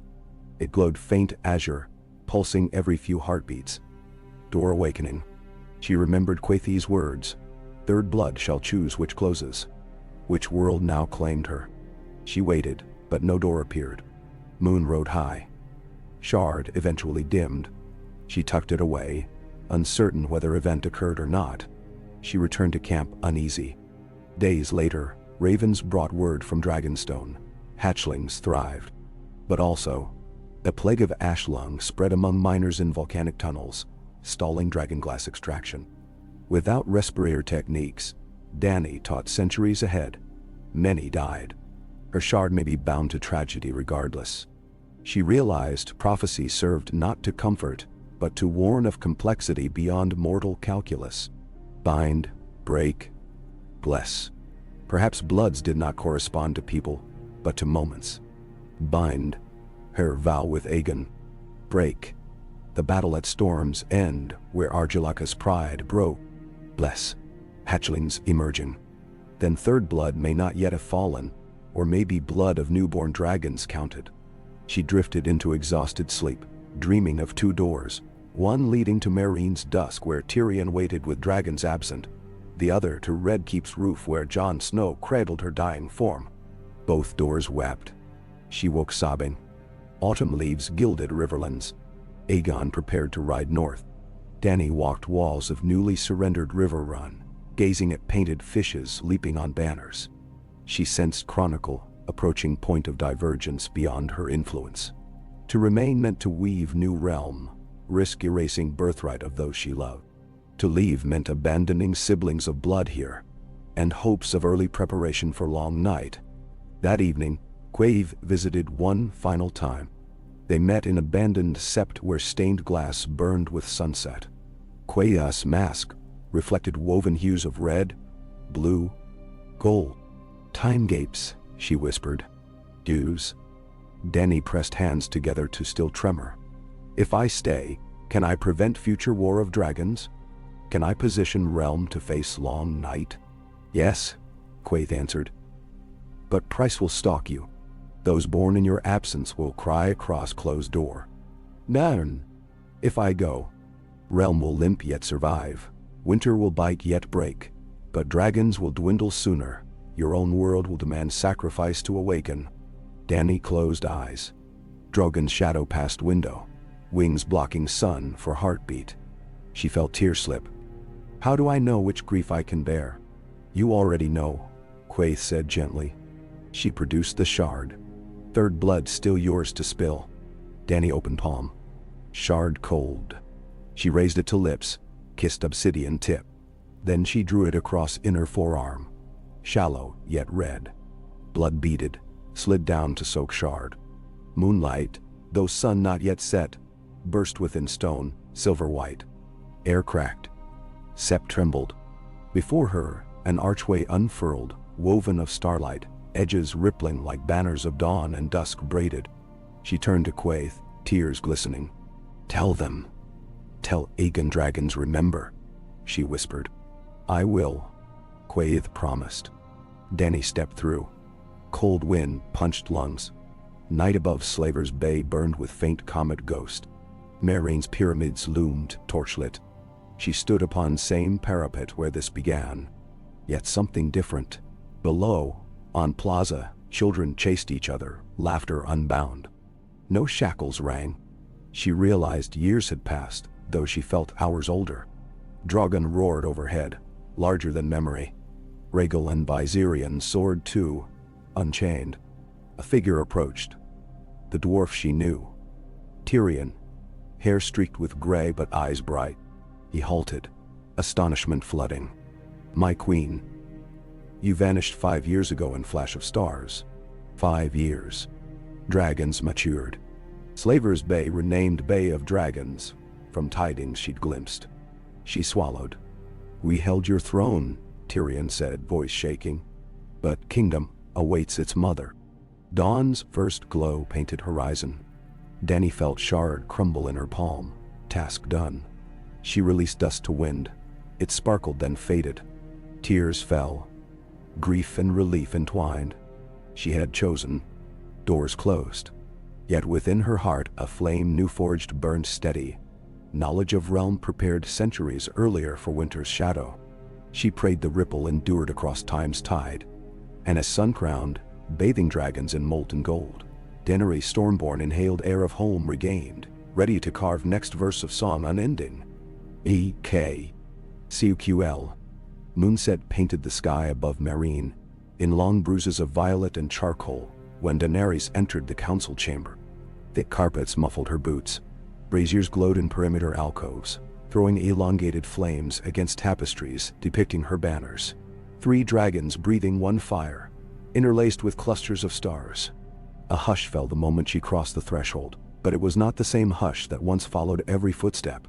Rather, it was an exhale of awe, the kind that gathers in spaces where history bends twice in a lifetime. Faces she had not seen in 5 years, lifted from scrolls and logistics boards. Grey Worm scarred and stalwart, Missandei radiant in sapphire-trimmed robes, Vazera the Shivepats, sister standing in for her late brother, Daario Naharis, leaning in a windowsill with hair gone silver along one temple. Tyrion sat at the council's head, a ledger in one hand, quill in the other, frozen halfway through a column of figures. For heartbeat after heartbeat, silence bound them all. Then Tyrion's quill clattered. "My queen?" he said, rising, voice fluting between reverence and incredulity, as if a wine god had just stepped through the cask stack. Either the sons of slavers bay ferment new illusions, or flesh and blood bends fate in ways I clearly underestimated. Whichever it is, I'll drink to it once my legs cease wobbling. Daenerys' throat tightened. She had practiced greetings, imagined speeches. None survived contact with the dwarf's tremulous joy. "You kept the city," she whispered, though her voice carried. "You kept the dream." "Most days it kept us," Tyrion replied, a smile cracked with relief. He gestured toward the council's long table. "Please, we have warm bread, cool persimmon wine, and at least 8 crises vying for your first decree." She approached, each step reacquainting muscle memory with spaces grown alien. The chamber smelled of parchment and citrus oil used to polish shutters. In the corners, 3 low braziers sculpted dragon shapes from hammered copper sheet. Tyrion's commission, she recalled. He had found a Meereen's artisan whose father once forged ornamental armor for Kaskari pitmasters. Now those braziers glowed with coals from a kiln newly built in the palace yard, bred from volcanic aggregates shipped across the summer sea. Her council had mastered supply lanes she once struggled to protect. She reached her old mahogany chair, its back carved to resemble Drogon's rising neck. Grey Worm bowed, spear reversed. Missandei knelt, braid sliding over shoulder. Even Daario dipped a flourish. Daenerys touched the chair's crest, inhaling the faint smell of old resin and dragon oil polish used to maintain the carving's sheen. She sat. "Start with people," she said. "How do they fare?" Tyrion reclaimed his seat, flipping to a page marked with green wax seal. "In the 5 years of your absence, the free cities discovered a taste for labor paid, not whipped, albeit begrudgingly. Our merchants now broker 4/10 of Slaver's Bay's silk and 2/5 of its citrus yield. The Bay of Dragons, apologies the name stuck, feeds not only itself but Astapor, Yunkai, and portions of Quaithe during poor harvests." He paused. "Though there is unrest." Daario clicked tongue. "Unrest is air we breathe. A pirate coalition out of the Basilisk Isles harasses grain convoys. The sons of the Harpy breed under new banners, calling themselves the Veiled Spears, though they are fewer, meaner, and wear poison needles in their sleeves now." Missandei unfolded a slim report. "Disease nearly consumed 2 outlying districts last winter, but unsullied medical brigades contained it. However, they are stretched thin. Lost 27 fighters to ash fever before spring. Now." Daenerys listened, each new datum stitching a tapestry of a realm matured through bruises as much as triumphs. Then Grey Worm spoke, eyes steady as spear points. "Unsullied remain loyal, but dragons absent many seasons make some hearts wander." Around the room, glances flicked toward her, toward the empty parapet behind, where Drogon typically perched when she held council. She realized anew the enormity of time lost. Her dragons were present, yes, But they had grown, changed. They had defended the city in her stead, yet no longer looked to one regent alone. She must reacquaint herself not just with people, but with dragons. She straightened. The dragons and I will pay them visit at dawn. As for hearts wandering, hearts often do, until reminded why they pledged. Her gaze swept counselors. We will walk the streets before nightfall. All of us. Tyrion's brows climbed. A royal procession amidst potential insurgents and plague-shadowed alleys. Marvelous. I always fancied testing my new scale mail vest. Vanterie. Courage is not display, she replied, voice gentle but final. It is presence. Tyrion's retort died on tongue. He nodded. Decisions flowed until candle marks blurred together. She signed edicts authorizing expanded healer outposts, sanctioned a naval escort for grain convoys, and drafted amnesty terms for veiled Spears sympathizers who surrendered within 30 days. The final decree froze quills. A promise that any child born free within the Bay would receive education in Kaskari, Valyrian, and the trade tongue, funded by tariffs on silk. Teach them language, she said, and they will teach the world to listen. When council adjourned, gray dawn lapped windows. She felt dusk and dawn tangle in her bones, two worlds' clocks arguing inside the same ribs. Yet purpose buoyed her. She stepped onto the balcony, adjoining her private solar. Air carried brine and pepper scent from spice dens along shore. Below, a thin stratum of fog skimmed rooftops. Torches stabbed through, halos shivering. On the eastern horizon, sun-teased first gilded seam. 3 roars rolled across harbor, one mighty, 2 answering. A rumble, like volcanic laughter. She hurried down marble steps etched with living flame motifs. Courtyard gates stood open where unsullied formed quiet honor line, helmets polished to mirror sunrise. Drogon perched atop the stepped pyramid's giant harpy crown, wings cloak-wrapped. His eyes gleamed like burning citrons. Rhaegal crouched along a lower tier, tail flicking, while Viserion spiraled above in lazy sentinel arcs. She inhaled. They smelled of heat, old ash, distant seas. My children, she murmured. Drogon's head tilted, nostrils flaring. Then he leapt, an avalanche of shadow and fury dropping to plaza flagstones with a shudder. Dust puffed. He lowered snout to her outstretched hands. His breath rumbled, warm and peppered with char. She pressed brow to his. Their bond, though stretched by years, did not break. It hummed to life like a plucked wire. Behind, the city slowly awakened. Bells chimed shift changes. Donkey carts groaned. Hawkers called morning wares. At first, only a handful noticed the queen's return. A fishmonger stumbled, barrel toppling. A pastry child dropped honey cakes, eyes wide. Word rippled outward from plaza like wind across millet fields. Cheers rose, timid then deafening. Fireworks, smuggled from Yeeti months ago, cracked above rooflines, streaking jade and crimson tails. Daenerys climbed Drogon's foreleg to saddle, rigged by stable hands who never abandoned hope of her reappearance. She strapped in. We fly, she whispered. Drogon launched. Updrafts lifted them above fog. The city sprawled beneath in quilt of ochre stone and teal roofs. Rhaegal and Viserion joined, forming arrowhead formation. They flew low along the eastern wall, then banked over the market quarter. Crowds flooded streets, waving banners, tossing petals that whirlpooled behind wing beats. Children squealed, chasing petal storms. She guided Drogon toward an amphitheater built on ruins of fighting pits. It was new. Sandstone arches, white marble seating, vines trained along colonnades. Tyrion had told her once such arena would host plays, not bloodsport. Now banners fluttered across its rim, each depicting scenes of freedmen founding cooperatives, of dragons coiling protective around children.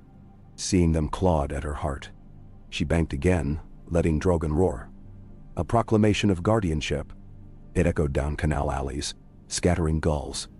At midday she convened open court in plaza of 99 steps. Smallest of Meereen's 9 major squares. Grey worm ringed perimeter with unsullied shields. Yet she ordered passage open to all. Hundreds arrived, then thousands. Merchants petitioned reduction of harbor fees. Farmers requested seeds for winter barley trial. Scribes begged funding for library expansion.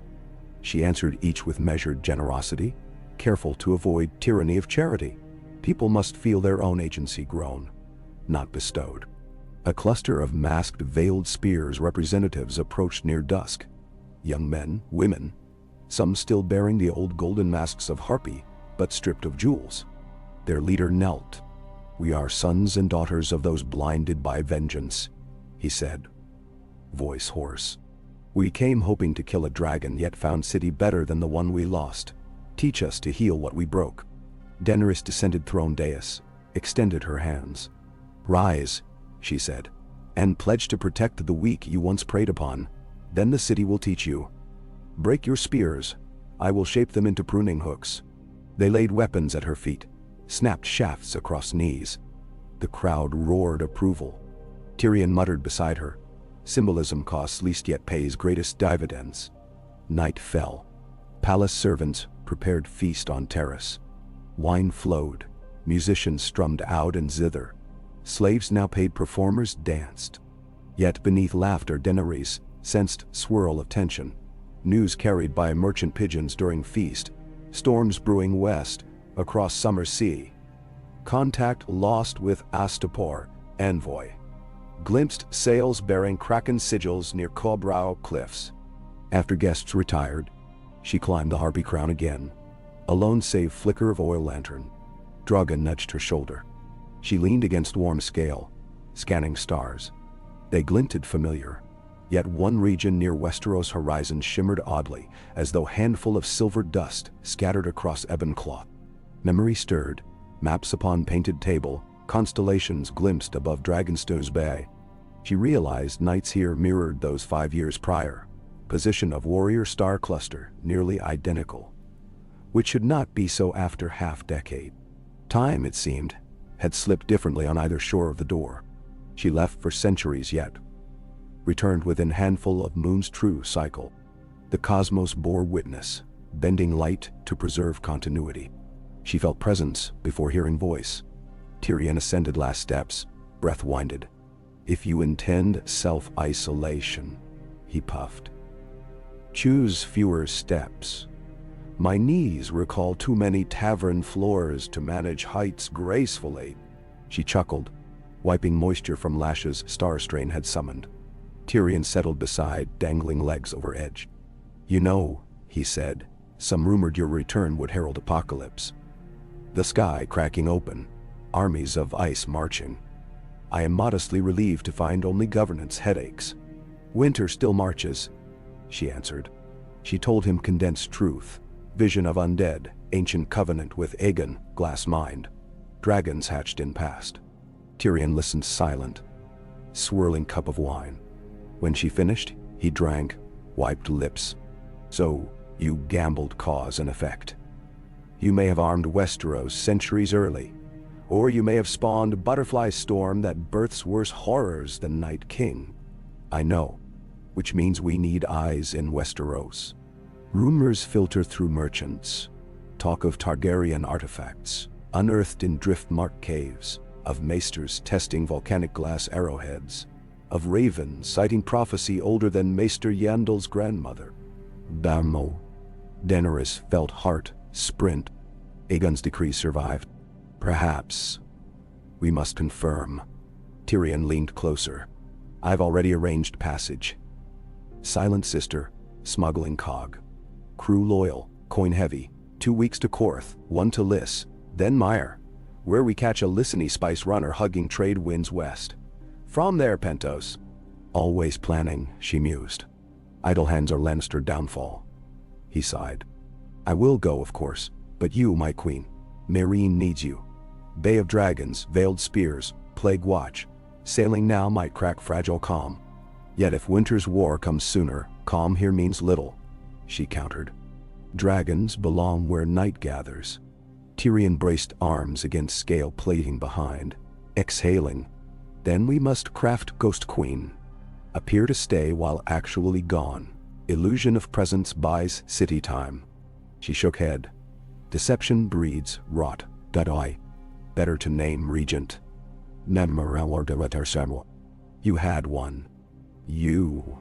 He blinked, mouth opening, closing. Yes, though a regent's authority erodes without monarch's callback. 5 years of that was taxing. Then command with my blessing, not my absence. She laid a hand on his shoulder. Craft charter. Powers enumerated, checks established. Council votes majority on civil matters, but dragons speak for war. I will sign before I sail. Tyrion's throat bobbed, eyes shining wet. You invest dwarfs with impossible tall tasks. Because you never fail them. He laughed brittle, an exaggeration larger than Drogon's tale. Then he sobered. When will you depart? At the first winter gale, she said. Drogon senses storms near Valyria. Winds will speed us. So soon. Night does not wait. Plan set. She spent fortnight strengthening city's foundations. She established Tri-Shield system.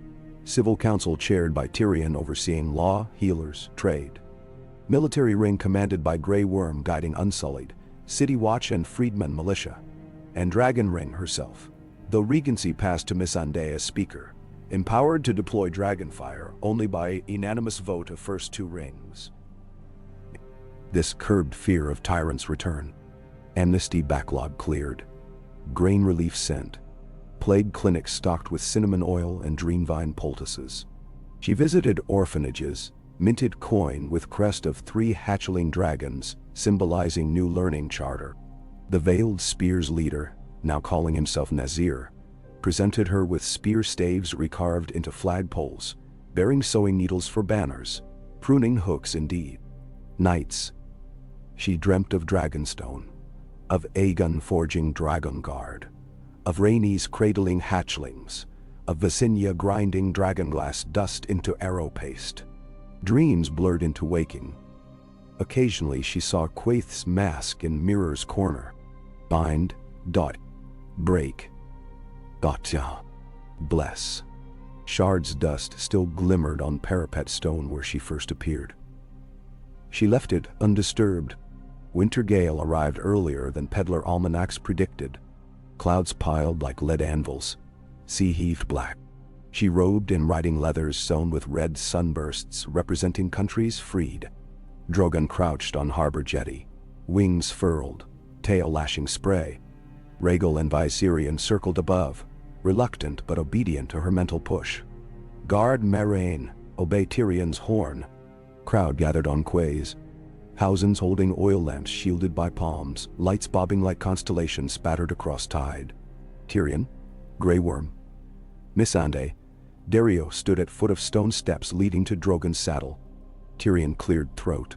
If you must chase phantom winters, he said, take warmth and bring some back. He offered flask wrought from Dornish silver. Spiced persimmon brandy. Far too sweet. Perfect for dragons. She hugged him. Keep the flame alive, she whispered. He squeezed back. A tot of this nightly shall remind me what burns. She mounted. Grey Worm raised fist. Unsullied clanged spear butts thrice. A salute, Missandei called Valyrian blessing. May the Mother of Flame cast bright shadows. Dario simply grinned, tossing her a dagger with lapis-inlaid hilt.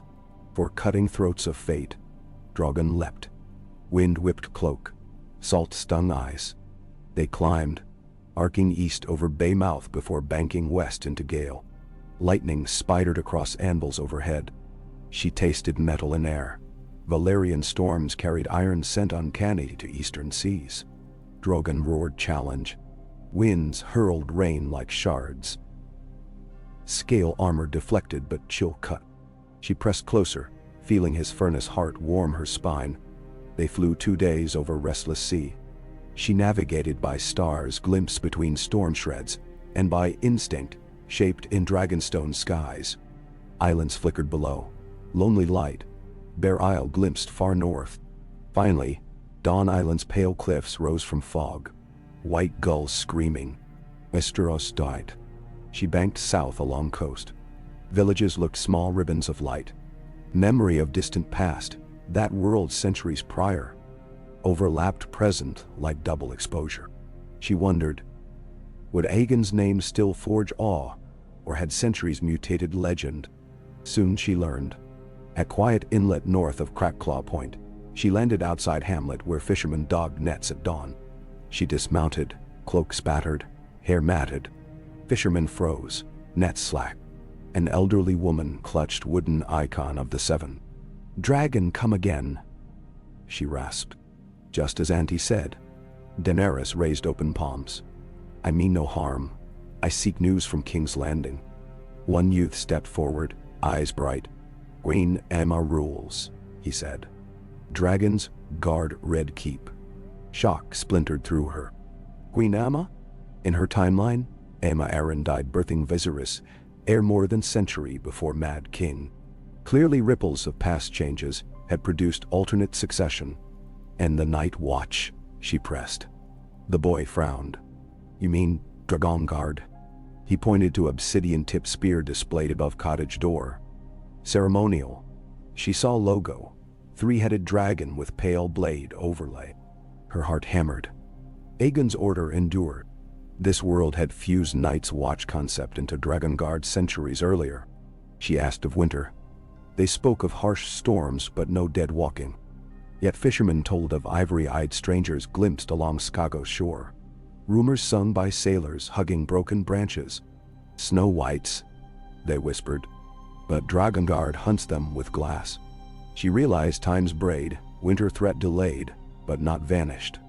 The realm prepared yet, still must face it. Her dragons would tilt scale, but alliances unknown. She thanked fishermen, gifted silver, took flight. She aimed for Dragonstone, drawn by compass of bloodline.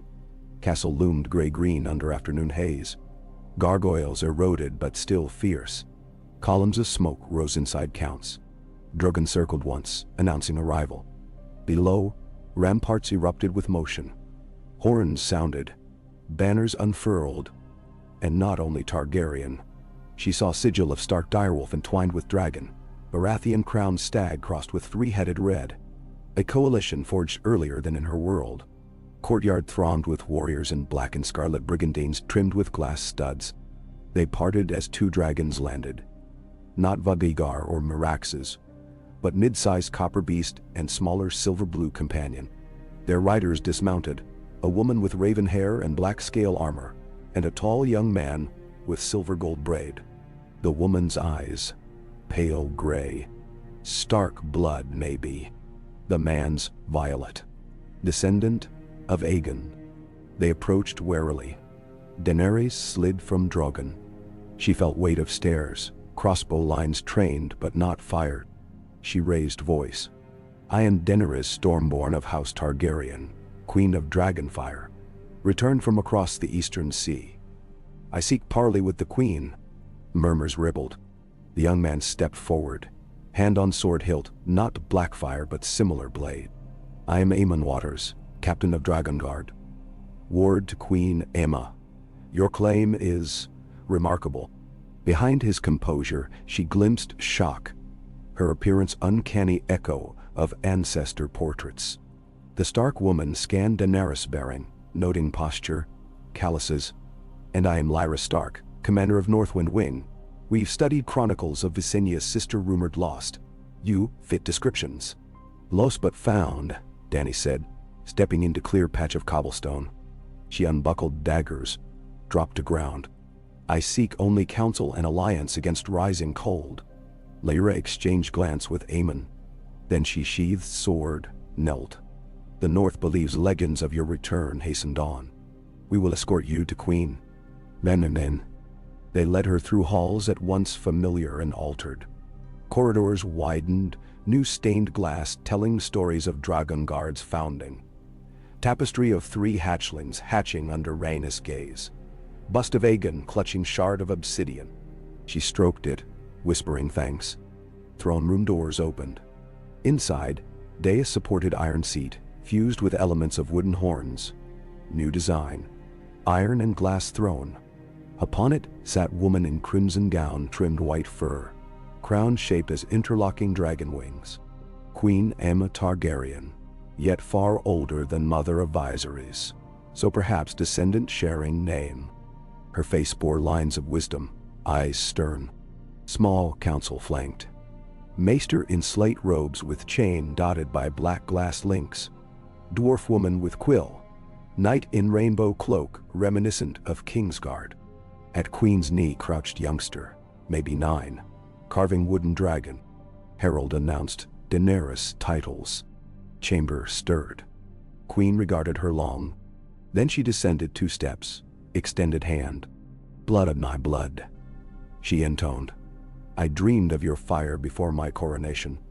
Daenerys clasped hand, warmth surprising. She felt echo.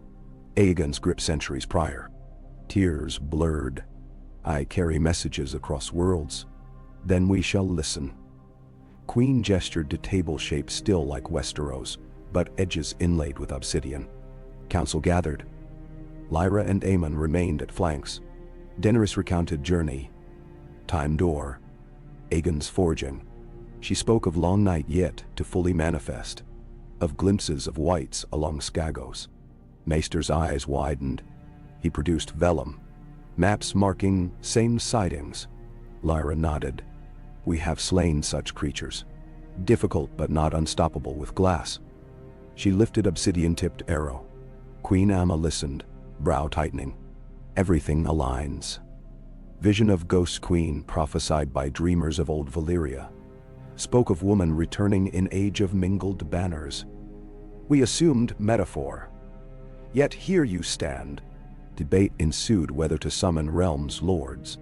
Daenerys pressed urgency. She proposed forming flying vanguard.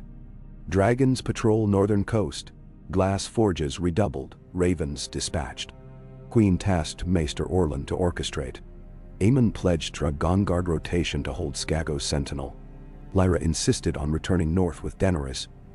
Stark blood proving unity to northern clans. That night, feast honored arrival. Hall filled with music blending Dornish lutes and Old Town pipes. Daenerys sat between Queen and Lyra, sampling spiced cod and blackberry mead. She asked of realm's history. Aemma recounted accelerated unification. Argilaca's surrender ceding alliance. Peace pacts with Dorne forged by marriage to Dragon Rider. Baratheon ascension as war steward. Hightower libraries spreading knowledge.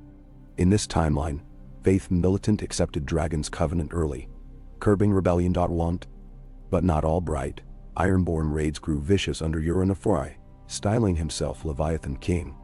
North faced near famine after 3-year winter prior, though glass-driven trade lessened toll.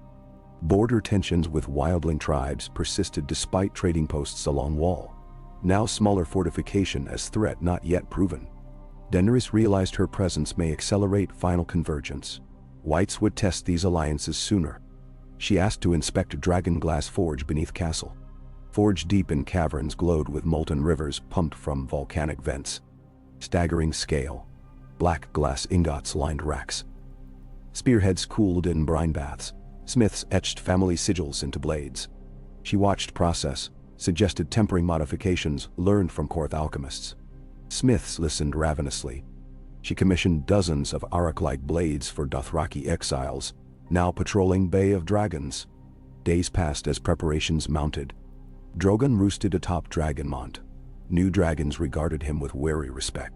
They shared skies in test flights, choreographing signals. Daenerys and Lyra developed maneuvers. Wolf Fang pincer, 2 dragons feigning retreat, then splitting to flank white giants. Aemon contributed shield formations on ground, glass pikes overlapping above infantry. One dawn raven arrived from Eastwatch by the sea. Mass sighting of dead things on frozen waves, unnatural calm preceding blizzard, blue-eyed giants striding across pack ice. Reports may be embellished. Still, council galvanized.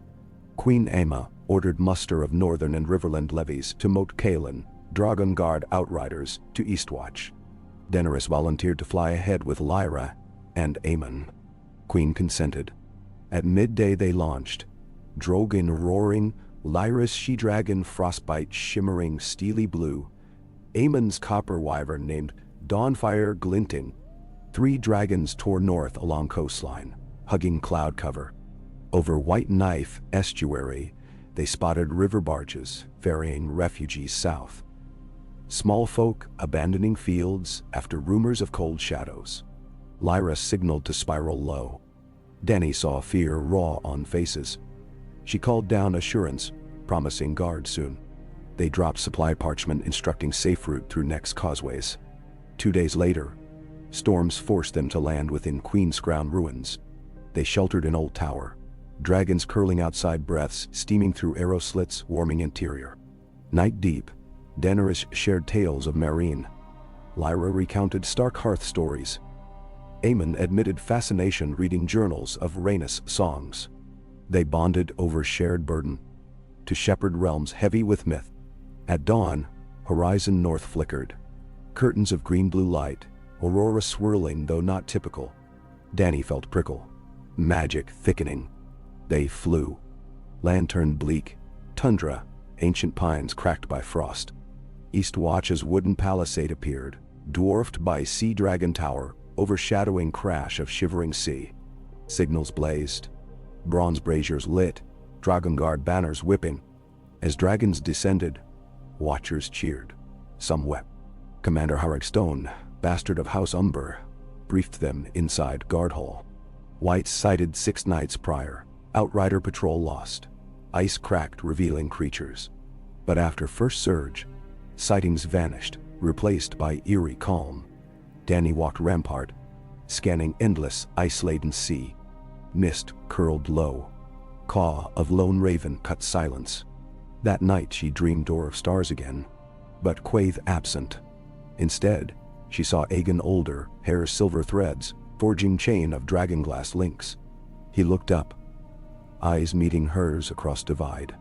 Winter tests metal, he said, but metal remembers forge.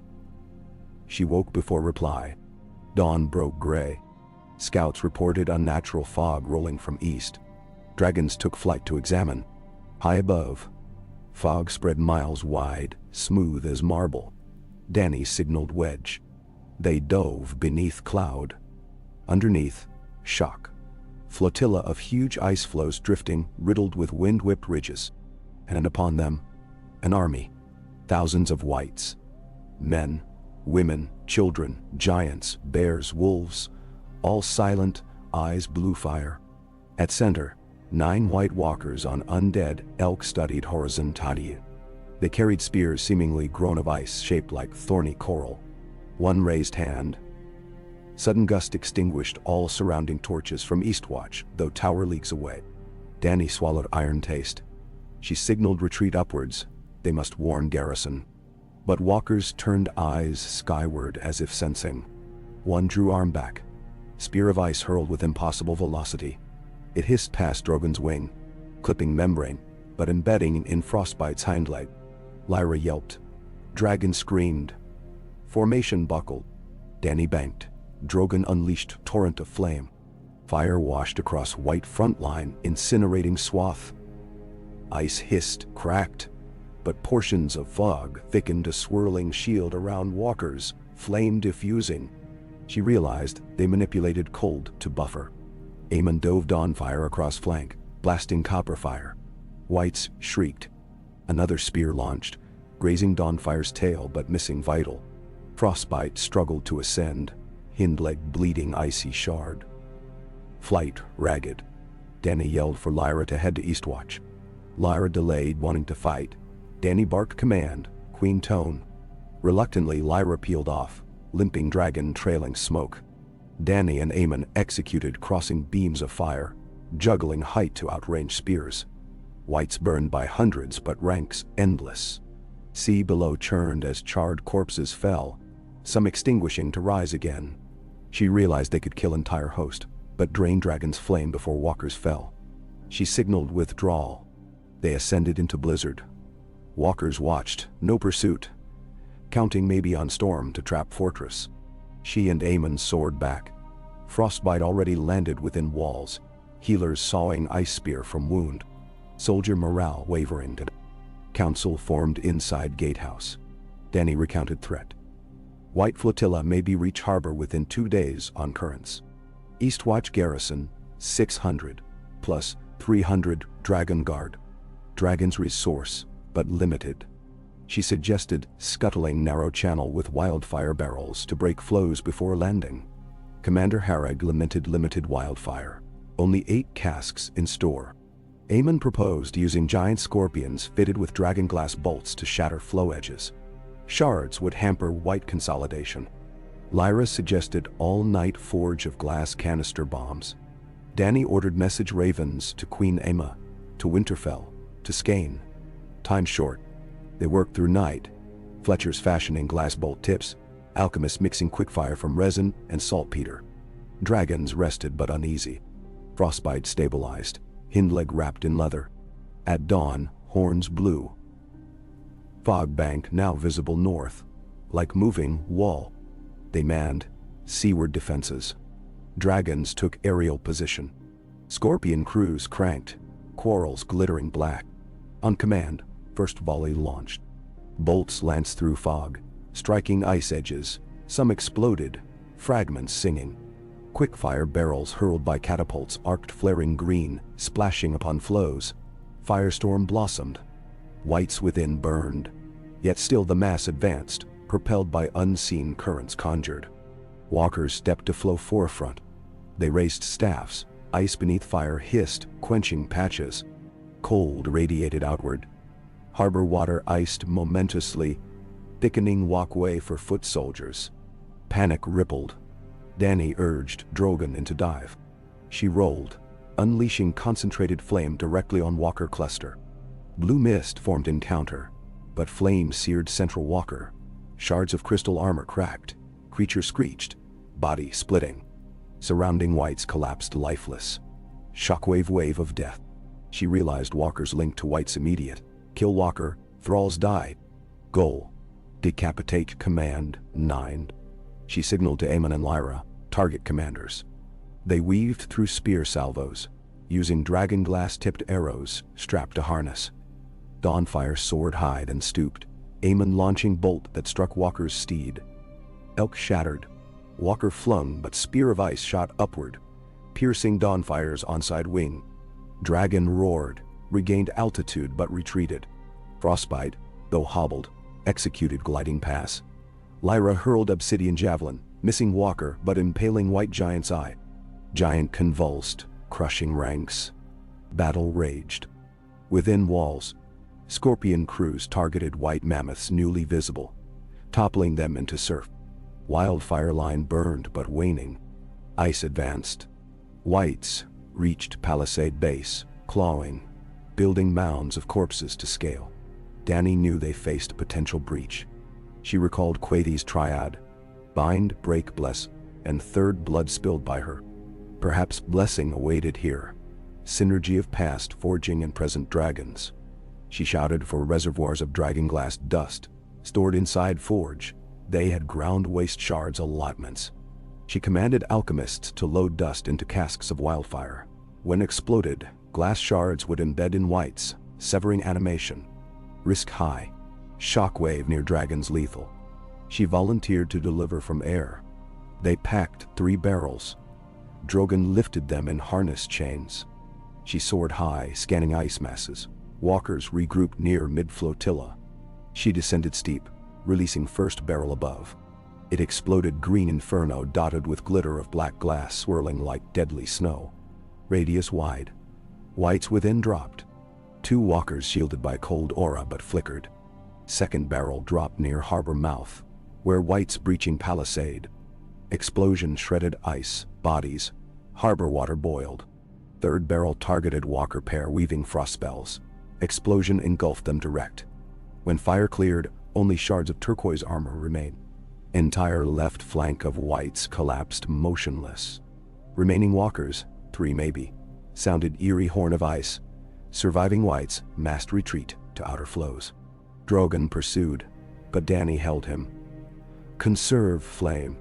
Walkers conjured gale, pushing flows back to sea. Battle lull. Inside fortress, cheers ragged. Bodies strewn. Many dead, yet victory momentary. Dany landed, Aemon and Lyra joined the dragons wounded, but alive. Strategy Council convened. They had blunted assault, but walkers adapting. They would return with colder magics. Need united realm quickly. Ravens flew. Days later, reinforcement fleet arrived. Queen Aemma on flagship with 5,000 troops, including armored elephants from Zack's mariners, plus Rhaegal and Viserion flown across narrow sea. Tyrion's plan executed. He accompanied. Eyes ringed from sea voyage. Meereen and Westeros coalition, born Darine. War Council in Eastwatch's Hall, dwarfed previous gatherings. Lords of North, Vale, Riverlands, Stormlands, Dorne, envoys from free cities. Even Ironborn Reaver Queen Yara Greyjoy, representing Isles, out of pragmatic survival. Dragonguard captains and Dothraki Khalasar representatives who had sailed after Daenerys, mustered behind her. Cultures once disparate, now fused by looming ice. Daenerys addressed assembly. We stand upon cusp of longest night, but dragons remember. Glass forged before lived for this hour. Bloodlanes parted by seas rejoin. We will not rely on ancient walls, but on living flame of unity. She raised lapis dagger gifted by Dario. When dawn rises, it will rise for all. Oz shook rafters. She saw tears in Tyrion's eyes, pride in Queen Aemma, grim satisfaction from Lyra, steadfast loyalty from Aemon. Plans drawn. Multi-front defense, relocation of smallfolk south, dragonglass armament shipments via Bay of Seals, combined dragon wings patrolling along wall. Dothraki and Unsullied integrated into north defense lines. Weeks of preparation blended. Dany and Aemon trained riders to coordinate flame dives. Lyra drilled Northwind archers with glass arrows. Frostbite healed but left scar of ice spear. A reminder. Dawnfire regained wing strength. Winter deepened. Sky danced auroras nightly. Quaithe appeared once just beyond torchlight lines, mask reflecting icy green. She spoke only. Blessings pour upon forging hearts. Doorways now remain open by choice. Then vanished. Dany understood. World siphon between timelines might allow reinforcement if needed. But she resolved guard rather than exploit. At last, scouts reported massive ice tempest forming beyond Shivering Sea. Likely Walker host amassed. Final battle near. Realm braced. On eve of confrontation, Daenerys stood upon wall's highest parapet. Lower wall compared to her original timeline, but broader. Torches spread miles, casting flickering path like fiery river. Snowflakes drifting glimmered as sparks. Tyrion joined, offering silver flask. She sipped. Sweetness warmed chest. It dawns on me, he said, that history books will find difficulty labeling you. Time traveler, queen, dragon shepherd, prophecies hinge. She smiled faint. Let them try. I grasp only present. Present presently tries to freeze us. He drew cloak tighter. But I rather think we shall melt its ambitions. She clutched parapet stone carved now with motto. We remember. Far north.